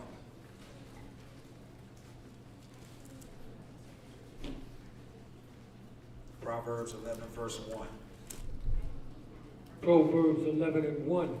A false balance is an abomination to Yahuwah, but a just weight is his delight. We'll think about that. So we want to teach our children good business sense. We don't want to teach our children to be scammers, right? So we want to teach our children to be, you know, to be righteous even in business, all right? And this is talking about, you know, dealing with false balances and false weights. So even in business, we want to teach our children not to cheat people out of what they deserve. Go to verse 4. Verse 4. Riches profit not in the day of wrath, but righteousness delivereth them from death. Right? Riches profit not in the day of wrath. So you cannot buy your way out of the pit. You cannot buy your way out of the pit. The Most High don't require money. You can't approach the Most High to get into his kingdom with $1 million. It don't work that way. I hear ignorant people that glorify money so much, they'll jokingly say that they'll buy their way into the kingdom. Some foolishness, right? Read that second part. Riches profit not in the day of wrath, but righteousness delivereth them from death. Right? Righteousness delivers you from death. Right? Your righteousness is what delivers you from death. So in other words, we should always talk about what's to happen if you don't get off the path of unrighteousness. What can happen to you? What is the Most High going to do to you? Right? We should always introduce that to them. We should always probably show them the book of Revelation. All right? How the unrighteous souls will be cast into a pit. We should always show that to them. If we have to scare them, but we have to show them what can happen. Remember, we are their leaders. We are their parents. It's up to us. We are their first examples of what righteousness is. We should be, right? Go to Proverbs 11 and verse 2. Slide back up to verse 2. Proverbs 11:2. When pride comes, then cometh shame. Read that again. When pride comes, then comes shame. Read. But with the lowly is wisdom. Right, so when pride comes, then comes shame. We have to teach them against having pride. All right, where can pride get you? Remember, I just talked about certain people jokingly believing that they can buy their way into heaven, right? You can buy your way into the kingdom. What type of pride is that? Wow. People think that they can get out of the drug business before they get caught up into some major charges or they get murdered. That's pride. All right. They think that they can go and kill people. And there be no repercussions. That's pride. All right. You will get, go, as a matter of fact, go to Ecclesiastes 8.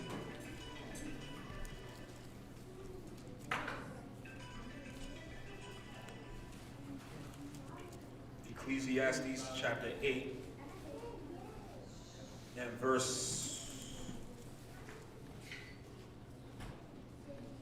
start at verse 11. Ecclesiastes chapter 8 and verse 11. Because sentence against an evil work is not executed speedily. Therefore, the heart of the sons of men is fully set to do them, to do evil. Right, so look at that. Because sentence is not against an evil work is not executed speedily. So because the Most High don't right away come and destroy you, all right, this is why certain people that's constantly engaging in evil think that they can get away with it, right? Because they're constantly doing things and they have no fear of the Most High until He come with the wrath. But it's too late at that time. So do we really want to test Him? And so this is the thing we got to pour onto our children. Having this understanding, we have to pour onto them that, listen, you may get away with it now, but you're not always going to get away with it. We have to start from young, because say if we don't teach them this understanding and they start to doing things illegally, things is going well, they can't see the light at the end of the tunnel. They don't know what's to come. That wrath is going to come from the Most High in one way or another. You're going to end up dead or in jail. All right? You're going to end up with a disease if you're a fornicator. If you commit adultery, you continue to do it, what if the woman's husband come home and see you and he kill you? You know what I mean? We don't even think about that. We just think, we always just think about we think about pleasurable moments at that, we think about the pleasure at that time and how it's going to make us feel at that time. You know what I mean? We don't think about how it's going to affect us in the long run. We sleeping with multiple women or women sleeping with multiple men, they enhance their chance of catching a disease, but they don't care for the moment. You know what I mean? You have sometimes women dealing with multiple men for $1. They don't think about what can come. What if you run into a real crazy man and you run a scam on him? Because that's what prostitutes do. And he catch up with you and he kill you. Now you gotta deal with Yah, because you was scamming, you was stealing, and doing all types of things. So now you gotta deal with Yah. At that point, it's too late. So we gotta pour that onto our children as well. Read verse 12. Verse 12. Though a sinner do evil 100 times, and his days be prolonged, yet surely I know that it shall be well with them that fear Elohim, which fear before Him. Right, so though a sinner do evil 100 times and his days be prolonged, because just because a sinners don't always get taken out that easy. They'll live a long life of sin. Some of them will never go to jail, and they'll really, really be content with their life. They done got riches, they done, they got multiple women, whatever. And because the Most High don't come up against them right away, they think it's all good, that they escaped His hands. But you never repented. So now you die in your old age just to wake up to the second death. And then you get thrown in the pit. You thought you was good, but the Most High think everything that we do is like as if we just did it. Like He remember it like that. And you're going to get thrown in the pit. A lot of times, most of the time people don't even think about the fact that it's actually a blessing to get caught throughout your life. Yeah. Because think of how many people change their lives because they got caught. You don't like it when you get caught. Yeah. But if you use some kind of wisdom, you will use that to correct you. Yeah, absolutely. Before you're forever, you know, like you said, before it's forever too late. Yeah. I like that because I think about like somebody that's a murderer that get caught. So they don't get the electric chair or they don't get the death sentence, but they get the natural life in prison. Well, you still can repent in prison. If you get the electric chair, it's too late at that point. So you would rather do your natural life in prison and repent. You still got to get punished. So that's your punishment. Now you can repent and turn away at that point and start to do well in prison. Yes, in prison, but you got an opportunity to change.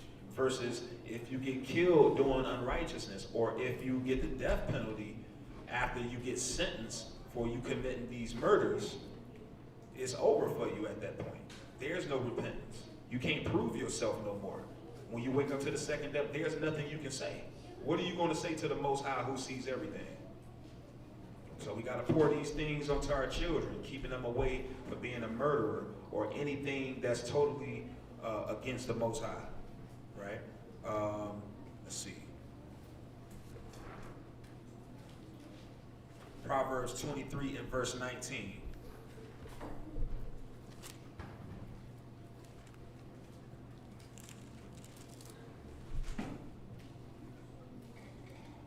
Proverbs 23 and verse 19.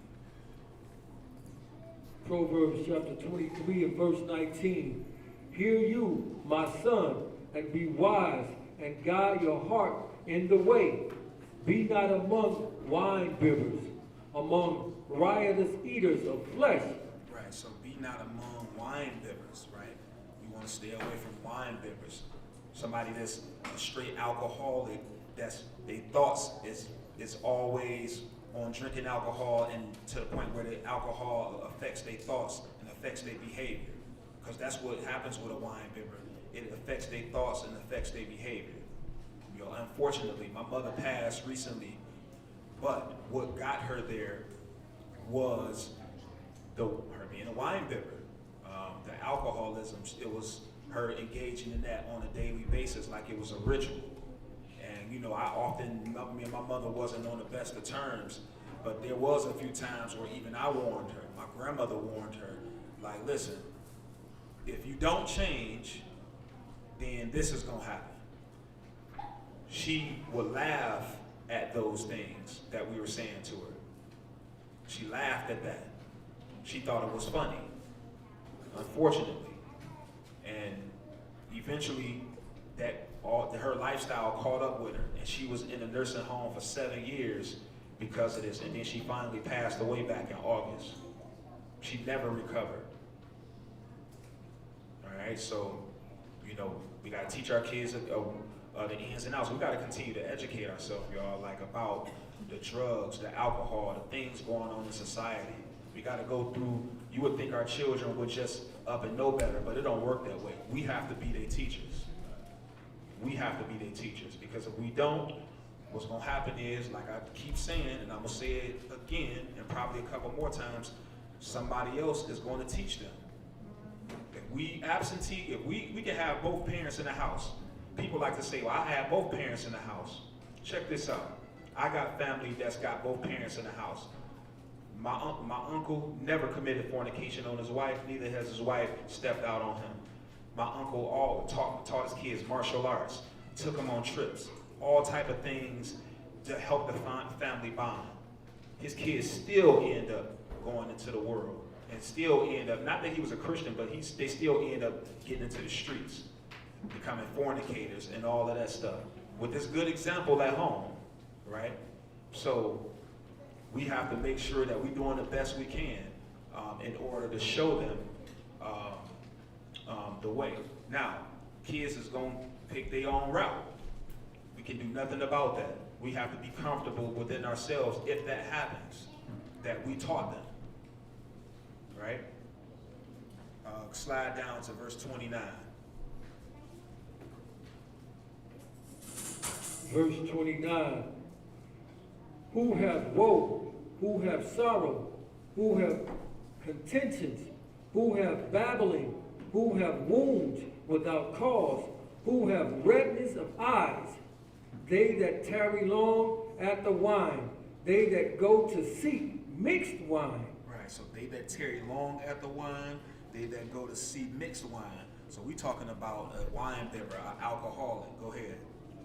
Look not thou upon the wine when it is red, when it giveth his color in the cup, when it moveth itself aright. At the last it biteth like a serpent, and stingeth like an adder. Your eyes shall behold strange women. So now when the alcohol kicks in now, right? Now when the alcohol kicks in, what happens to your mind? Because that's when it's describing. It's described, it says, at the last, it bites like a serpent and stings like an adder. Wait a minute. So it's talking about the effect it has on your body and your mind. Now you're about to make poor judgment now. Keep reading. Your eyes shall behold strange women, and your heart shall utter perverse things. So you're going to be chasing after the women, and you're going to utter perverse things, unrighteousness, all type of cursings and this and that that's going to come out your mouth because you have no self-control at this point. You may have an old lady at home, and things going well. It don't got nothing to do with that's what the spirit of fornication is about. You got an old lady at home, things is going well, and if it's going well, then some may think like, well, why would you want to step out on your wife if it's not going well? All right, but then a person, because of the alcohol, is going and the alcohol is making the decision for him. All right, so it ain't got nothing to do with whether the woman is mistreating him or not. It's got something to do with the person that's drinking the alcohol. All right, he's drinking the alcohol, it's affecting his behavior. He has no self-control. All right, and he's uttering perverse things. She could just be having a regular conversation with him. He's uttering perverse things. He don't know how to control himself, even in just a regular conversation. Right? He don't have no self-control. Keep reading. The eyes shall behold strange women, and your heart shall utter perverse things. Yea, thou shalt be as he that lieth down in the midst of the sea, or as he that lieth upon the top of a mast. They have stricken me, shalt thou say, and I was not sick. They have beaten me, and I felt it not. When shall I awake? I will seek it yet again. So after he done got beaten, he done got beaten now, right? He's still going to go after the alcohol, right? So now, when we see this right here, we want to steer our children far away from being this type of person right here. And guess what? We don't want to be that type of person that they see, so they don't think it's all right. Because remember, we're their first teachers. We have to make sure that we're never in this position here. Never in this position, especially as men of valor, as men head of your house. We're never in this position here, right here. But we don't want our sisters to be that way too, because they also have to be examples for our young up-and-coming princesses, right? So we want to be examples all the way through. I'm not saying don't have a drink at all. I'm saying don't let it control your life. All right? Because we don't want them thinking that it's all right. All right? It's okay if you have a drink here and teach them about it. Talk to them about it. The one thing I give my mother credit for is she talked to me about things. Even though she was doing things, she talked to me about things, about sex, about alcohol, about drugs, all of that. And, she allowed me to ask her certain questions. And so that's where I kind of get that whole idea of being approachable. Because she wasn't pushing me toward these things. She was just made herself available to be able to talk about these things because she knew I knew what was going on with her. Right? So we have to be approachable about these things. Because if we don't, just like I said before, somebody else going to teach your kids. And if somebody else teach your kids, it's going to be like Satan tempting Eve in the garden. Right? Proverbs 20 and verse 1.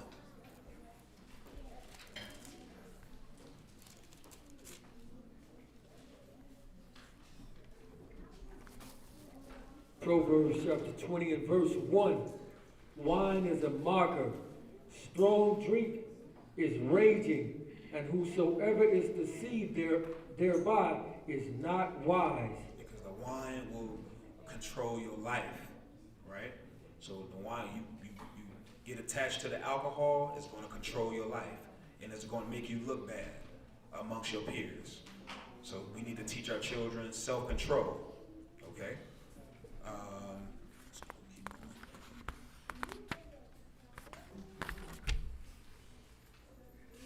Proverbs.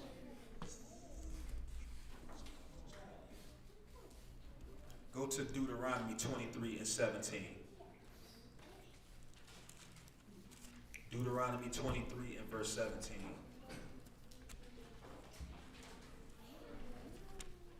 Deuteronomy chapter 23 and verse 17.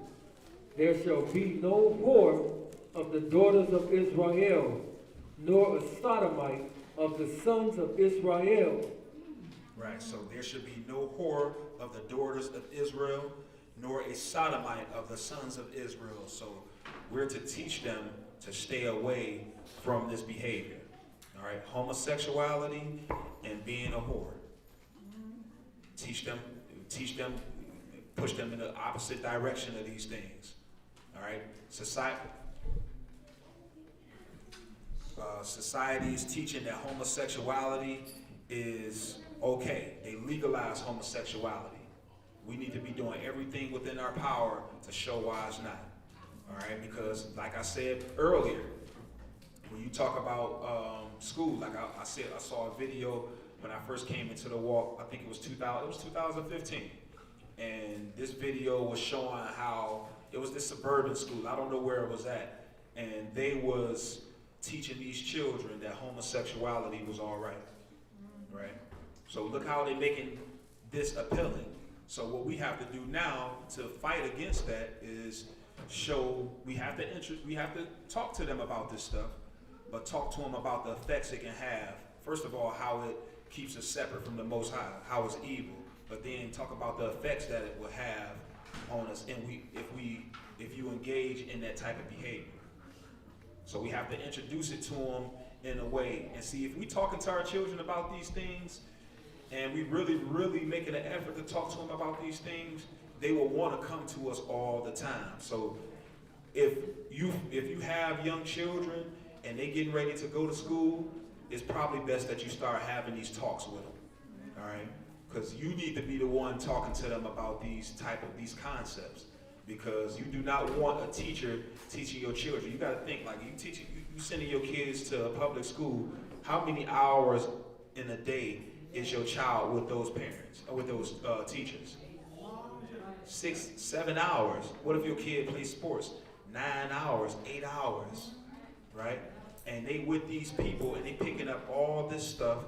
They got time to learn this and that from other kids who don't have no home training, and their parents don't got no knowledge of the Most High. So they sending them out. They sending these little monsters out and teaching our children unrighteousness. They got teachers there teaching our children unrighteousness. So, we got to step our game up and make sure we having a bigger influence on our children than whatever other adults is having an influence in their life, or that's around in their life. Usually teachers. I was thinking as you were talking, you said that the parents are their first teachers nowadays compared to how it used to be. Mm-hmm.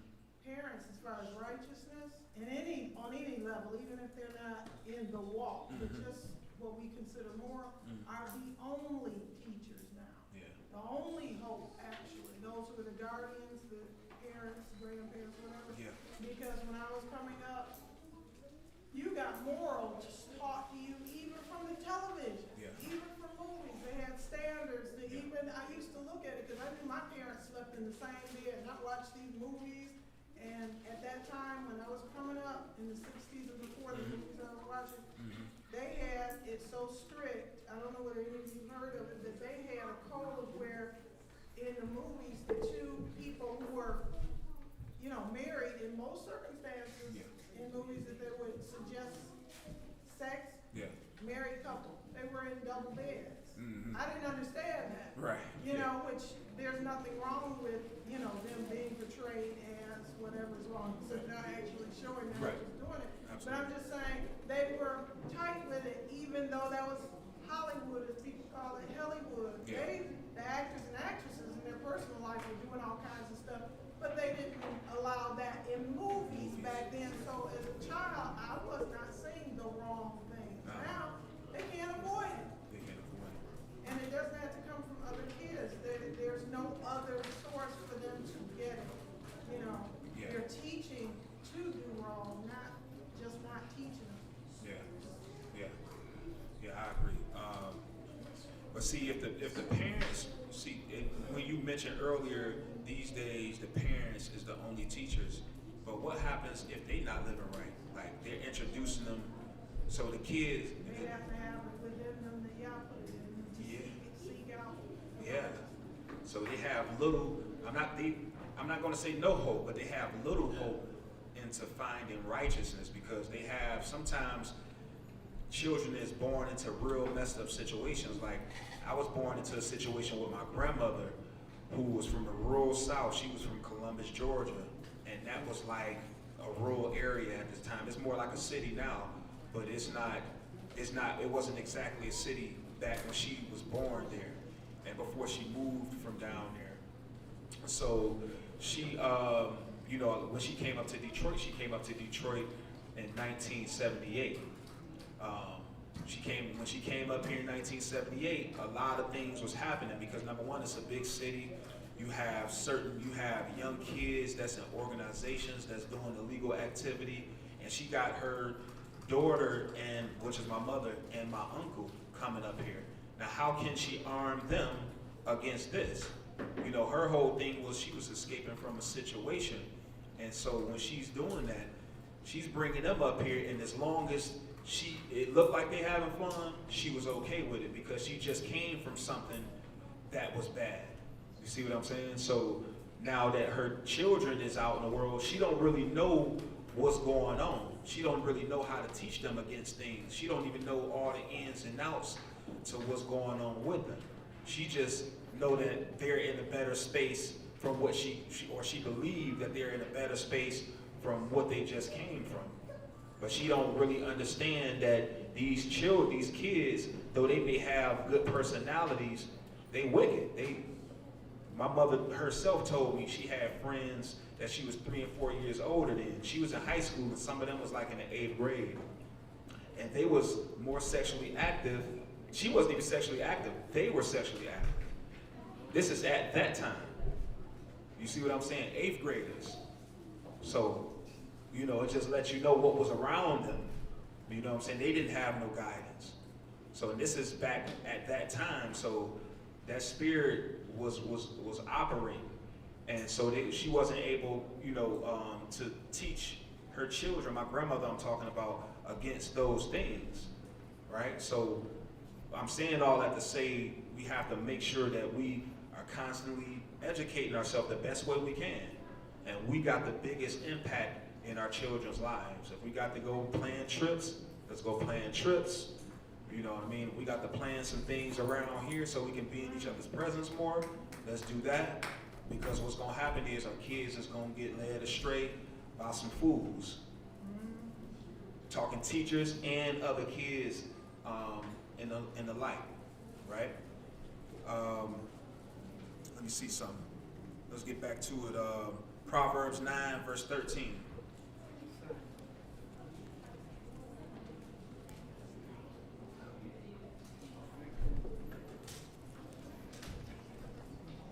Proverbs 9, verse 13.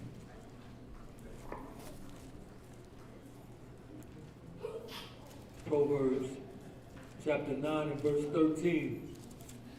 A foolish woman is clamorous. She is simple and knoweth nothing. Read that again. A foolish woman is clamorous. She is simple and knoweth nothing. So clamorous means she's loud talking, right? She's her demeanor is out there. She's a loud speaking woman. And I mean loud as in she just got anything. She's almost like a drunkard that is given to the wine and the liquor. She's just saying all type of things out of her mouth and have no self-control. All right, read. For she sitteth at the door of her house on a seat in the high places of the city, to call passengers who go right on their ways. Whoso is simple, let him turn in thither. And as for him that wanteth understanding, she saith to him, stolen waters are sweet. Now wait a minute. Now she trying to spit the game now. Look at this. She read that again? Stolen waters are sweet, and bread eaten in secret is pleasant. Wow. Look what she's saying to lure these men in. Stolen waters are sweet, and bread eaten in secret is pleasant. Trying to get them lured into being with her, right? This is the mind state of a harlot, right? Stolen waters are sweet, and bread eaten in secret is pleasant. So nobody got to know what we gonna do, all right? Nobody got to know what we about to get into. This is just me and your secret, right? She's luring them in to be a fornicator. Go ahead. But he knoweth not that the dead are there, and that her guests are in the depths of hell. Look at that. So we got to arm our sons against these type of women. Arm our children, or arm our sons against these type of women. And you have males that operate like this too. So this is why, as men of valor, we got to protect our daughters by arming them with knowledge and being able to filter what man they gonna deal with when we ready to give our daughters away. Notice I said when we ready to give them away, because they're in our possession. We're in control of their lives. We give them away when the right one is found. Of course, it's gonna be a man of the Most High, and we give them away when the time is right, right? Right, so if they go out and do something on their own now, they'll be like the woman that's attractive, but they'll be like the swine with gold in his nose, right? They go out and do something wrong, that's on you. You didn't wait for daddy to go and filter this man and see whether he was the right one or not, right? So we got to teach our daughters to trust our decision making. And what that means is we have to be righteous, we have to be consistent with our behavior so that they can trust in us, right? Or if they're going to go out and be a clamorous woman, right? They're going to go out and be a clamorous woman giving herself to every Indian, every man. Okay? Where was you at? Oh, you finished that out already. Go to Ephesians 5 and 3. Ephesians chapter 5, verse 3.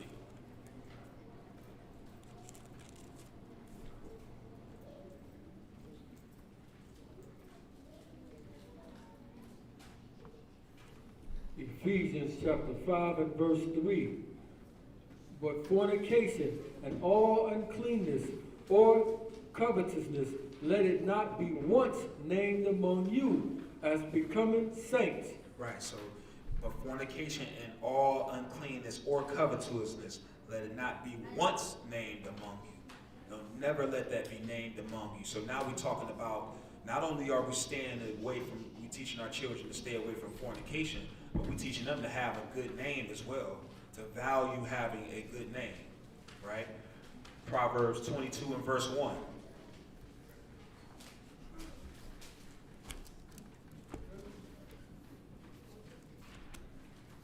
Proverbs 22 and verse 1. Proverbs chapter 22 and verse 1. A good name is rather to be chosen than great riches, and loving favor rather than silver and gold. Right. So look at that, what it say about a good name. All right, and we got to think like this. If we teach our children, if we raise them up in righteousness, they are, when they go out in the world, they are an extension of us. So when they go out, they are operating in the ways that we taught them. So when they have a good name and people know them for having good behavior and carrying themselves in a certain righteous way, it makes us look good because it shows that we actually spent the time to raise our children or train our children up in the way they should go. So we want to, have that too. Think about, and when we think about it like that, Well, think about how the Most High feel when he gave us laws, statutes, and commandments for us to go, for us to learn, and for us to operate in the land and to be examples amongst other nations. So he had the same mind state that he wanted us to have. He had that mind state about us, about keeping him with a good name. Just like we want a good name when our children go out amongst other people, he also want us to represent him in the right way. Yes. Right? This is the reason he got so upset with the children of Israel and kicked them out of the land, because of their behavior. And our forefathers was embarrassing them. Right? Go to Proverbs 9 and verse 6. So we're teaching our children to have good names, not to be fornicators. Proverbs 9 verse 6. Proverbs chapter 9 and verse 6. Forsake the foolish and live, and go in the way of understanding. He that reproveth a scorner getteth to himself shame. Look at that. So forsake the foolish and live. All right, so stay away from fools. Stay away from those that don't believe in the Most High. Right? Stay away from those that want to be fornicators, drunkards. That's just fully given to that. Stay away from those people. Go ahead. Forsake the foolish and live, and go in the way of understanding. He that reproveth a scorner getteth to himself shame. So look at that. A scorner is a proud person. So he that reproves a scorner gets to himself shame. So you gonna be looking bad trying to reprove somebody that's got pride. Stay away from them. All right, they don't want to receive instruction. They don't want to turn away from their sin. Then you got to stop dealing with them. Go ahead. And he that rebuketh a wicked man getteth himself a blot. Reprove not a scorner, lest he hate you. Rebuke a wise man, and he will love you. Right, so reprove not a scorner, lest he hate thee. All right, a scorner is not going to want to be reproved. You can't correct a proud man that he thinks he know it all. You can't do nothing with him. You have to let him be. You have to let him learn the hard way. Remember, we just talked about those that believe that they can sell drugs and up until the time before Scarface gets shot at the end. That's somebody that's a proud man. You can't reprove them. You got to let them go, either get killed, unfortunately, because we definitely don't want to promote that, or you got to let them go to jail and learn it in there. An unrepentant murderer, a murder for hire, somebody that's been doing this for years. They finally get caught. They didn't want to give their life up. They in jail. They have to be there for the rest of their life. They may have to learn it there or not learn it there. They'll just be there for the rest of their life still killing people, because there's people that get murdered in jail and they hire people to murder in jail also. So some people have to really, really learn the hard way, and sometimes they don't learn at all. It just, they become a person that the Most High give over to their own inordinate affections, and he let them be what they are until it's time for them to go, until he's really tired of them and their sins has reached the height, right? Proverbs 18 verse 13. So don't reprove a fool. Stay away from fools that don't want to receive instruction. Proverbs 18 verse 13. Here's what else we need to teach our children. Go ahead. Proverbs chapter 18 and verse 13. He that answereth a matter before he heareth it, it is folly and shame unto him. So we need to make sure we are teaching our children to listen. And when we're teaching them to listen, we ourselves also need to listen to them. All right? When we can't just because we have authority in the house not be willing to hear them. What if they bring us some understanding at the Most High? What if the Most High is using them to bring some understanding?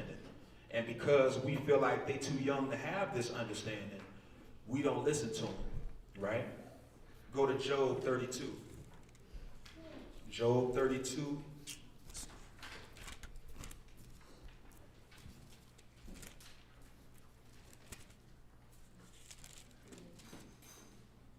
Go to Job 32 and 1. Pick up at verse 1. Now listen, so we know the story of Job. At this point, at this point right here, what we about to pick up, Job has friends that's really been getting on his nerves because they been accusing him of being a sinner. They saying to him, the reason you're going through these things, that you lost your wealth, you lost your family, is because you was a sinner. But the Most High vouched for Job in the beginning before he allowed Satan to tempt him. So Job is like, no, I didn't. I don't know what I did. Right? Go ahead. Read that. Pick up. Job chapter 32 and verse 1. So these three men ceased to answer Job because he was righteous in his own eyes.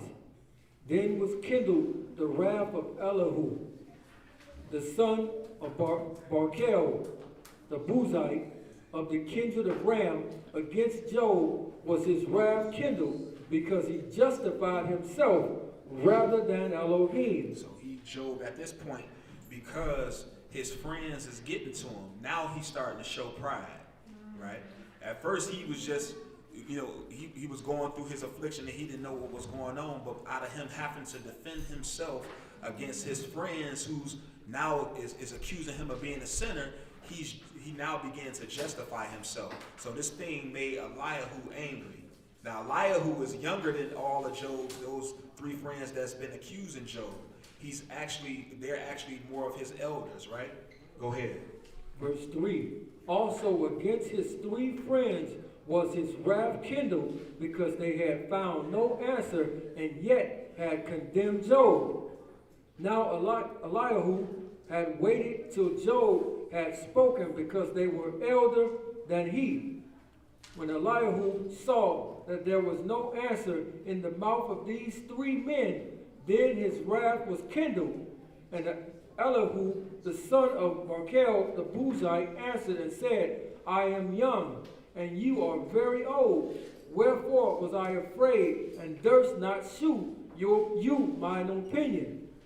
I said, days should speak, and multitude of years should teach wisdom. But there is a ruach in man, and the inspiration of the Almighty giving them understanding. Great men are not always wise, neither do the aged understand judgment. Look at that, what he's saying. It says, but there is a spirit in man, and the inspiration of the Almighty gives them understanding. So the inspiration of the Almighty gives this man with the spirit understanding.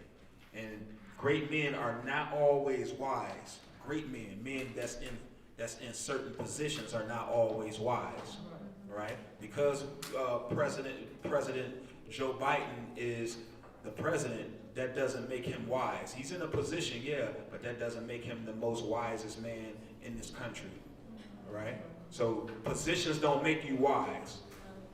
It says great men are not always wise, neither do the aged understand judgment. So just because somebody appears to be an elder doesn't mean that they understand judgment. So we can't glorify a man because he's older, all right? Or we can't glorify a man because he's in a certain position, all right?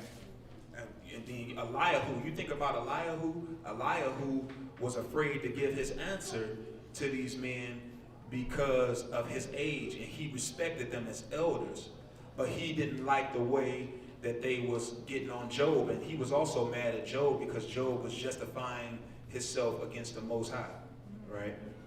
And so he ended up, I'm not going to go up fully into the story for the sake of time, but he ended up being the person that brought understanding to the situation. And so it just goes to show you, my point going here is, just because we're elder, we're the authority in our household, this doesn't give us the right to not hear our children. What if they have understanding that we may need? So because we are the elders, we need to hear them out.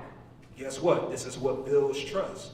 This is what makes the bond tighter. This is what allows them to be able to come to us when they have things on their mind. If we just shut them down, and they got some understanding, or they got some things on their mind they want to discuss, you could possibly be ruining that child and hurting them, right? What you got, Al? I was gonna say about that, because like my sisters, I have sisters that, stuff be going on with them, and they're younger than me, and it's like, you kind of got to make a situation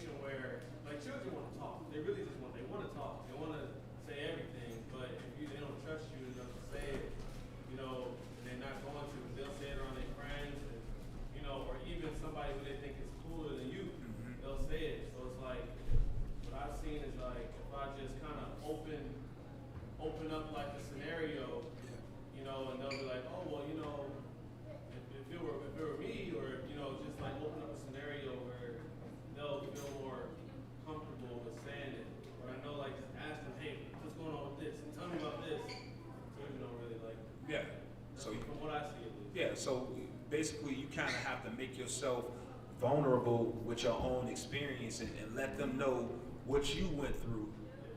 And that's why I was saying you have to introduce these things because they might not be wanting to come to you at all. So just go to them and start talking about it. Don't wait for them to come because again, somebody else might be creeping in and talking to them about certain things. And they introducing it to them in the wrong light. You had your hand up? Oh, okay. Yeah, they might be introducing it to them in the wrong light, right? So we have to make sure that we listen to our children. This young man had understanding, and that he was going to bring it forth, but he was afraid to bring it forth because these men were aged men and that he respected. And it doesn't really say this, but it could have been that he was afraid of maybe the way the society was at this time. It might have not respected him because he was young, but his zeal for the Most High is what caused him to speak out, right? From there.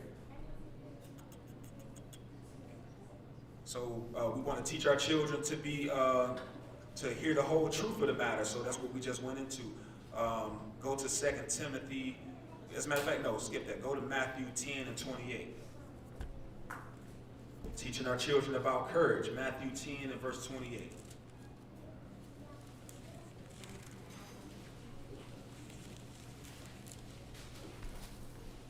Matthew chapter 10, verse 28. And fear not them which can kill the body, but are not able to kill the soul, but rather fear him which is able to destroy both soul and body in hell. Think about that. So now we say if our children face a bully at school, all right, we got to teach them how to be able to stand up to this bully. And now we're not going to promote fighting, but we don't want to teach our children to be in fear, right? We want to teach them to only fear the Most High. Of course, they have to fear us in respecting us, but then we want them to only fear the Most High in regards to other people, all right, and be able to stand on their own too. All right, they don't need to fear, we don't need to fear man, all right, only fear the Most High who can kill your body and soul in hell, all right. More. Go to 2 Corinthians 6 and verse 14.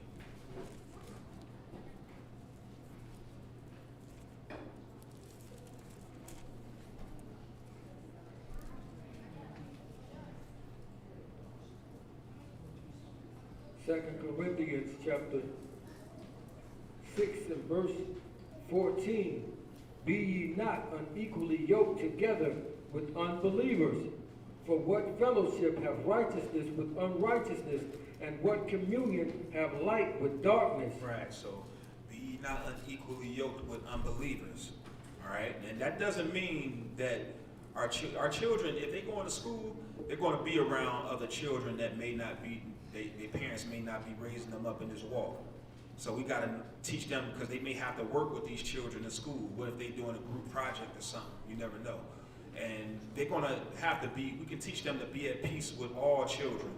But in regards to their day-to-day activities, things that they may engage in, these are the reasons why we have to make ourselves approachable. Because if our child, we teaching our child one way and they see some things on another child, we need them to be able to come and ask us questions, all right? These people, these children may be unrighteous. We don't want you to be unequally yoked with this person. Unequally yoked being, we don't want you having a friend while you trying to walk in righteousness, they walking and doing certain things that's unrighteous according to the Most High. All right? So go to Proverbs 13 and 11.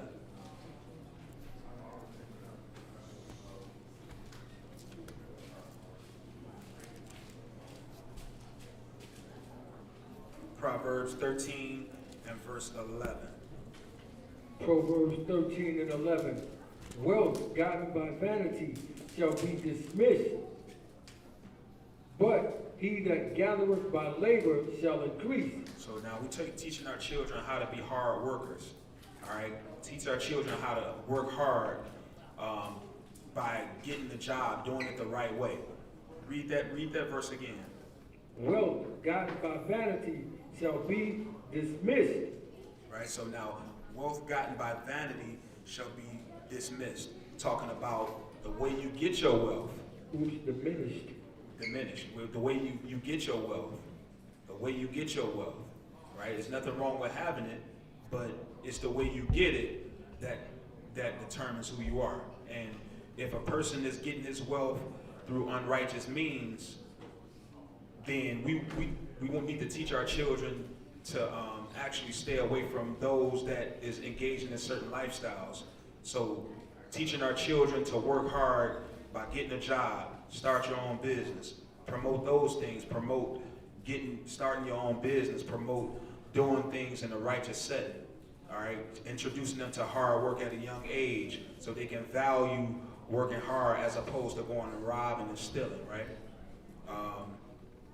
Proverbs 20 and verse 13. Proverbs 20 and verse 13. Proverbs chapter 20 and verse 13.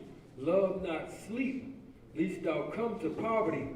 Open your eyes, and you shall be satisfied with bread. Right, so love not sleep, lest thou come to poverty. So you have, again, still talking about hard work, still talking about maximizing your time, all right, so that you can get somewhere, so that you can acquire some wealth.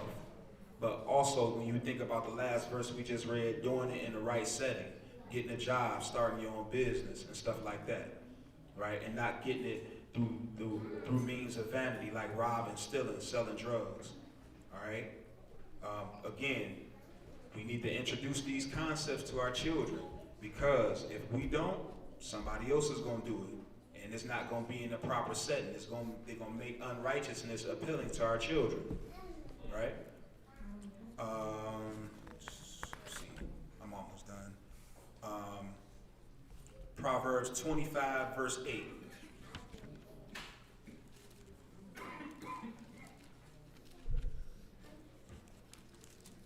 Proverbs chapter 25 and verse 8. Go not forth hastily to strive, lest thou know not what to do in the end thereof, when your neighbor have put you to shame. Right, so here's another thing. Here's another thing we could teach our children. Stay away from unnecessary strife, unnecessary problems. Right? Go not forth hastily to strive, lest thou know not what to do in the end thereof, when your neighbor has put thee to shame. Right? What if you quick to get into a fight and you get knotted up? You did that. So teach your children not to be bullies. Teach your children not to get in everybody's business. And it ain't just a fight. It's about, you can be embarrassed with words too. So we want to make sure we teach our children not to go and not to be hasty to get into other people's problems or get into problems with anybody. All right? So make sure we not going forth, teaching our children to not go forth hastily to strive with others. All right? Psalm 139 verse 21. I'm gonna wrap it up here. Psalm 139 verse 21.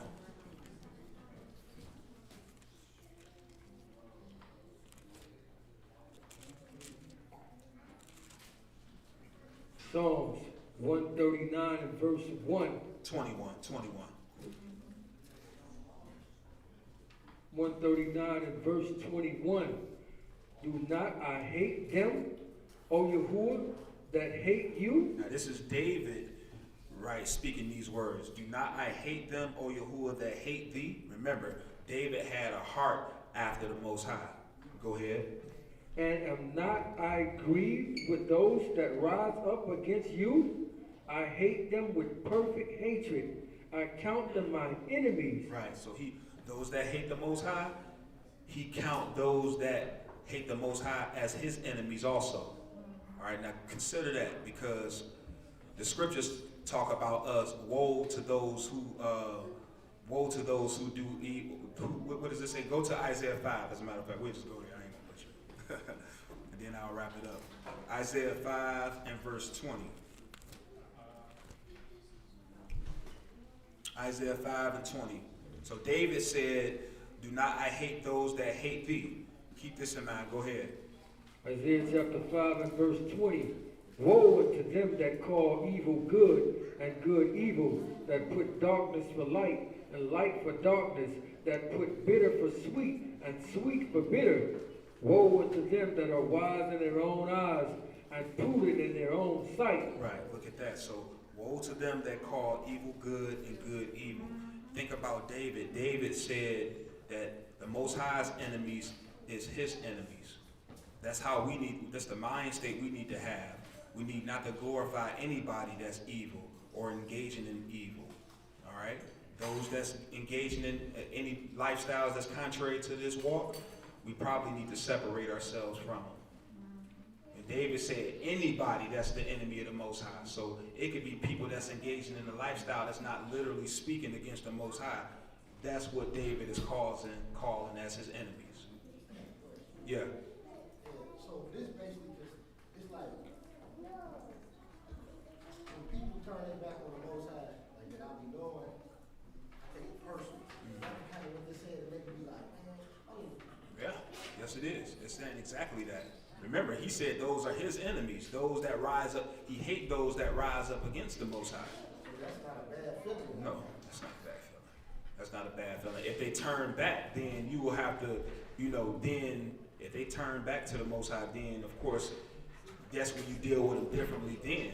But nah, yeah, when people turn against the Most High, no, that's not a bad feeling to have.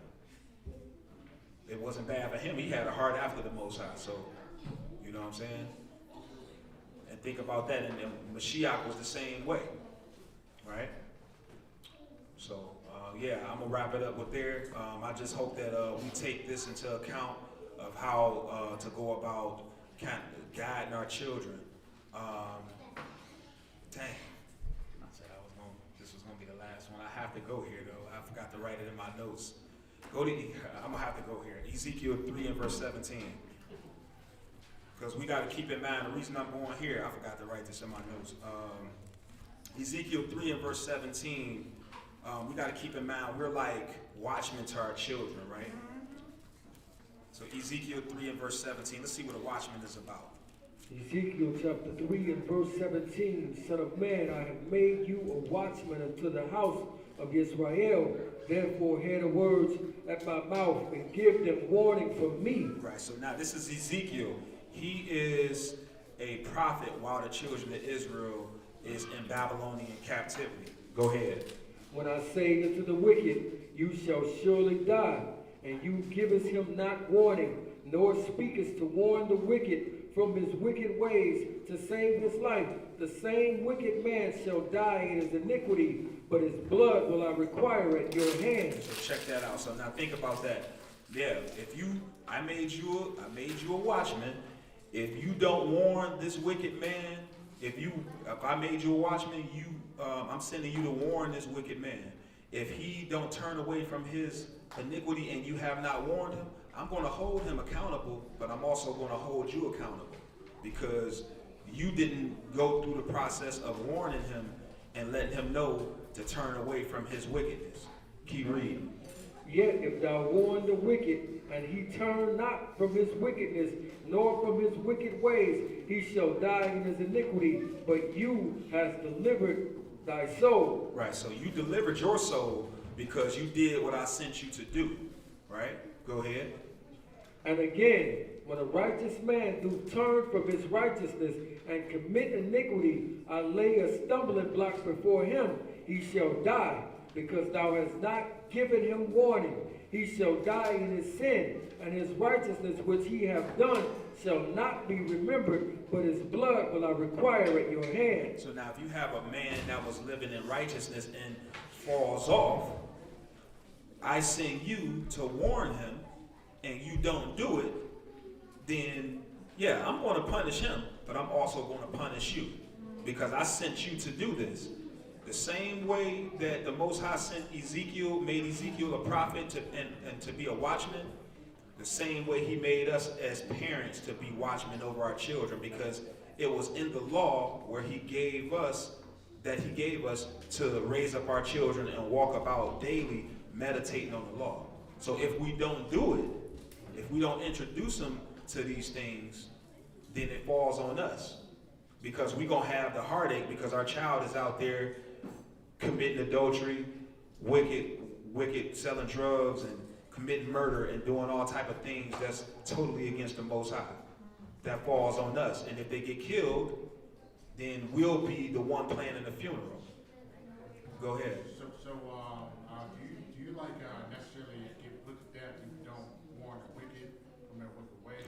Well, I was using this as a parallel. What he was telling Ezekiel is, I'll hold you accountable for not warning them because I made you a watchman.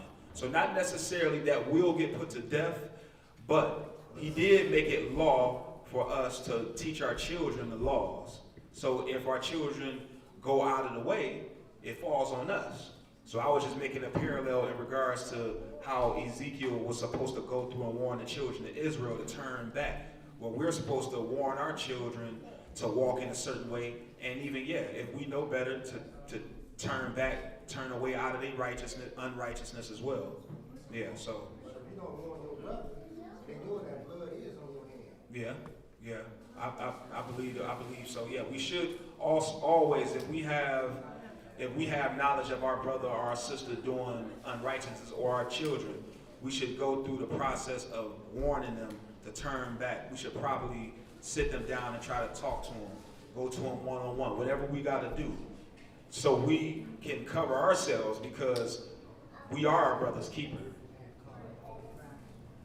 Just to piggyback on the lesson in general as far as how we are to be as parents, it is very easy for parents to allow for their children to just be in a room or to just be chilling to themselves, and it gets to a point where you're not raising your child, but you're just being present and providing for them. Yeah. So it's very important that we are raising our children, Yeah. even when they're teenagers. Like, for example, my mom, she didn't teach us. I feel like my mom, I love her, but I wasn't raised. I have to figure out through God, of course.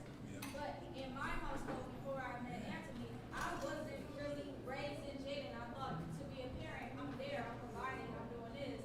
But to instill, that part was lacking way more than it should have.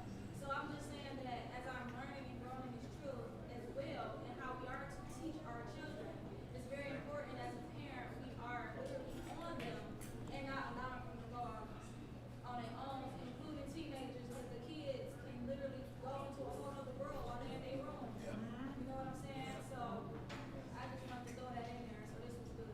Yeah, very important. I know my grandmother did the best she could to raise me. She couldn't really instill everything that a parent, like what you was just talking about, put certain knowledge in me, because number one, she just did not know about certain things going on around our neighborhood. Again, she wasn't from that time frame. She wasn't raised around a lot of things. So even by the time, I had gotten older and became a teenager, there were certain things she just wasn't privy to that point where I was learning from my friends. You know what I mean? But she went to work and she provided, but everything else in regards to how to become a man, I had to learn from friends and other individuals, you know what I'm saying, and try to do my best at deciphering what was right from wrong. My grandmother took me to church, but I mean, how much of that am I taking in at that age? And if she's not spending time with me drilling those things into me that we learned at church or that was talked about at church, then the things that's being taught at church is going in one ear and out the other. Right? Somebody, I was sitting here thinking about one of the most important things too is to instill in your child a relationship with the Most High for themselves as an individual. Because I remember the thoughts of when I was grade school age. Yep. When you're away from your parents, your friends at school and all that's going on is most important to you. Yeah. And that's your world. So if you separate your thoughts from their example sometimes, but if they have taught you to instill in you that the Most High sees you at all times, it's not just like a threat, but that He's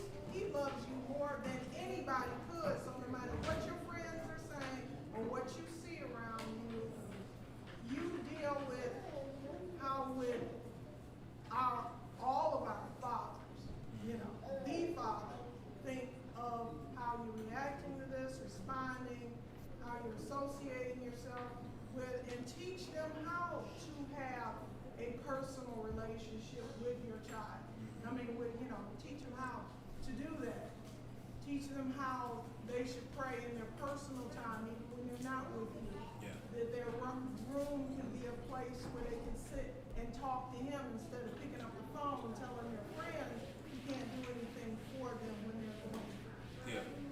Yeah, absolutely. I like that. I like that. Yeah. See, like me and my brothers and sisters, we grew up in my grandfather's house. We was terrified of him. It's muffled, Father. When we grew up in better. I think it's because your hands. We grew up in our grandfather's house. We was terrified of him. So even when we got away from him, it was still, the thought was still there. If I do this and he find out, it's not going to be pretty. So when we came back to the city, and it was kids that was cursing in elementary school and middle school, it was like, wow, you saying them words? You not scared to say them? Wow, you just cussing up a storm. You know, it's not, you know what I'm saying? It ain't even nothing to them. You know what I'm saying? And we was like, oh man, if he find out about this, you know what I'm saying? It's the worst. So even when I went astray and got on a bad path, it was stuff that I was doing, and it wasn't even so much the police. I was like, wow, I don't want my mama to find out about this. You know what I'm saying? Because it's going to kill her to find out that I did this. You know what I'm saying? And that's what I think is missing. You know what I'm saying? Exactly. We ain't worried about this disappointing of them. But with our grandfather, it was like, you knew. If I do this and he found out, oh my goodness, all hell is going to break loose. When you know what I'm saying? Because he got that fear on you you knew. If he found out, and that discipline, like I'll be telling y'all all my life, we thought we had the worst childhood ever. But it was all for a reason. It was all for a reason. All that stuff that he was doing to us, now we look at it, me and Snyder be talking about it every day. We get it. We get why he was doing this. And as hard as it seemed then, it all paid off and it's all worth it. It's like, just follow what Paul was saying, it's like we were so terrified of my grandparents. We was even scared to say the word lie. You know, kids these days say lies just like they tell us. We was like, we would not say that word. That was a long time. After I got grown, it felt weird. So, because like right now, I still use profanity. It's just where I grew up. It's like, say these words now, it just seems taboo or something like, oh, that don't, no. But that's just the fear that he had in us.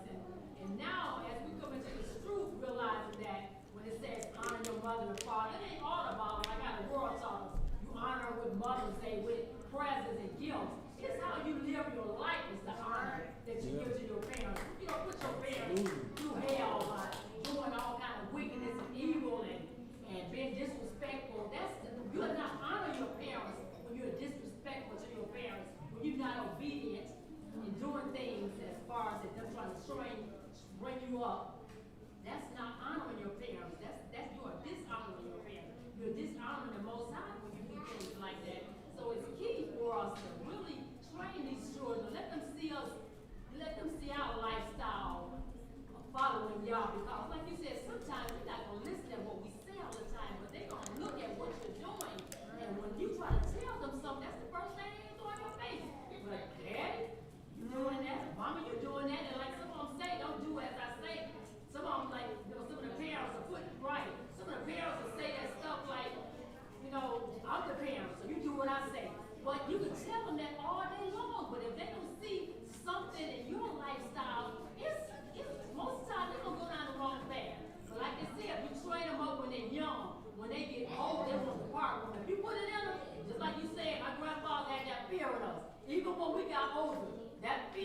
still there. When we did some of these things, we thought about what he said. We thought about the things he did. And it still was in us. Regardless of what you square away from it, if you put it in them, it's going to follow them wherever they go.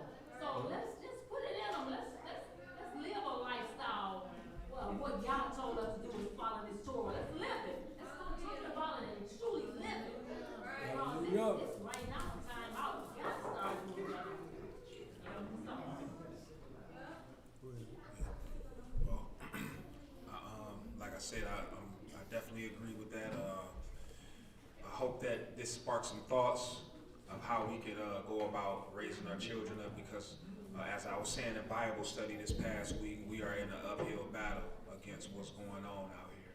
And ultimately, our kids, they have to go into the world eventually, so we can't keep them secluded forever. So it's the things we put into them, like what it said, train up a child in the way he should go, and so he don't depart from him. When we not around, we need them honestly making good decisions when we not around. All right, and that's when this is when they're really gonna be put to the test, because they can do good in front of our eyes all day. It's what they do when we not around. You know what I mean? Because they gonna have to stand on their own too. So we can't. It ain't nothing we can do for them. Then after they get a certain age, they have to go out here into the world and be able to operate. They're gonna have to learn how to be amongst people in the world without being a part of the worldliness. All right? So we got to make sure we do our best to teach them right now. All right? And with that, I digress. Shalom.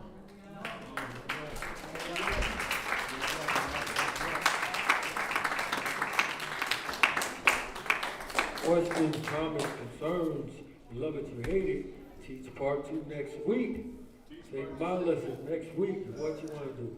Teach it again. Seriously, we have to teach on stuff like this more. Right. Sure.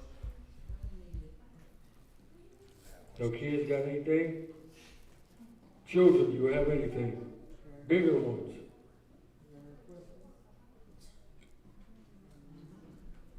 Y'all got nothing to say? What y'all be Okay. thinking? Sheila, what you think about the truth? What you think about it? You like it? Yeah, we got a few questions. We got a few questions in the chat, so let me go back up here real quick.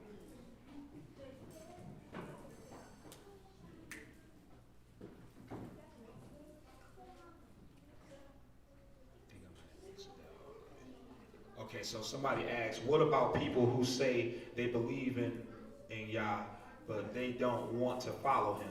How should we treat those people? Well, their actions is what's going to show you. They don't want to follow him. They believe that he exists, but they don't want to follow him. They don't really believe in him. As a matter of fact, here, let me see something.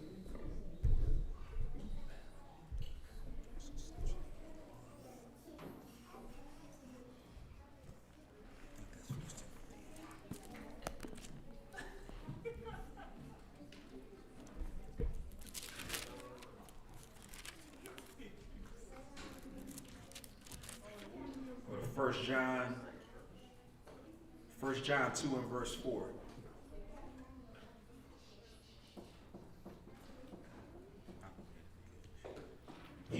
This 1 John 2 and verse 4. He that saith, I know him, and keep not his commandments, is a liar, and the truth is not in him. Right? So he that saith, I know him, and keep not his commandments. So that's somebody that is saying, I know him. I believe it. I believe he exists, but I don't want to follow him. That's the same thing. You got something? Read that question again. It says, what about people who say they believe in God, but they don't want to follow him? That's how they got it wrote. It says, how should we treat those people? We read it earlier, 2 Corinthians 6 and 14. It says, be ye not unequally yoked together with unbelievers. For what fellowship have righteousness with unrighteousness, and what communion hath with darkness, with light with darkness? so they don't mix. In the beginning, he separated the light from the darkness. It's showing you that they don't mix. Usually your actions going to separate you from them. They won't be able to be around you in the first place because it's going to mess with them. You know what I'm saying?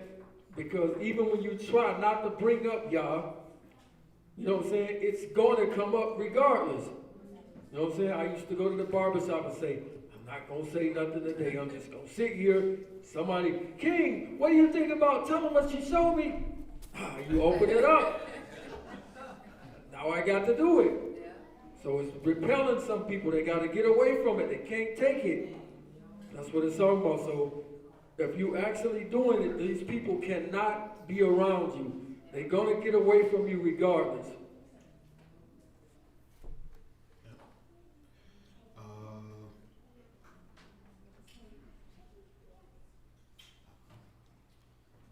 I think that might be it right there.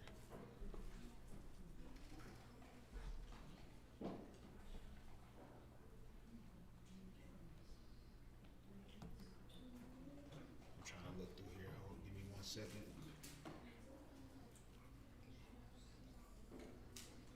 Yeah, that's it right there. That was pretty much all that we had. Okay. Oh, you know what? Somebody said there's something at the top about the mark of the beast. Let me see. Oh yeah, so it says, is the mark of the beast going to come before or after the Messiah's return? It's going to come before he's here. Right. And then the second part to that question, it says, and will his return be like how it was before, where he grew up on earth from birth? No. This time he's already who he is. He's in his glorified form. When he come back this time, every eye shall see him. Everybody's going to bow down. He ain't coming as a boy this time. He came as a lamb the first time. He's coming as the lion this time. So he's not going to be so nice this time. And that was it. That was it on the questions.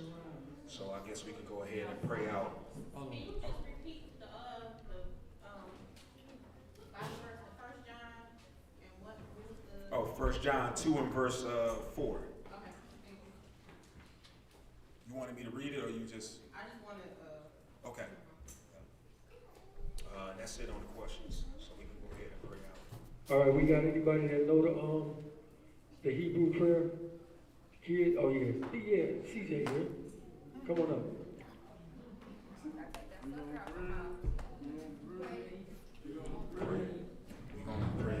Pray out, pray out, pray out. Pray, we gonna pray, we gonna pray, we gonna pray, pray out, pray out, pray out, pray out. We gonna pray. We gonna pray, we gonna pray, we gonna pray, pray out, pray out, pray out, pray out.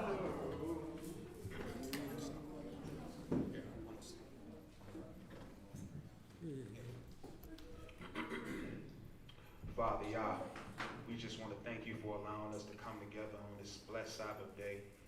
We thank you for, I want to thank you for using me as a vessel to deliver your word, Father. I want to thank you for the feedback from the congregation.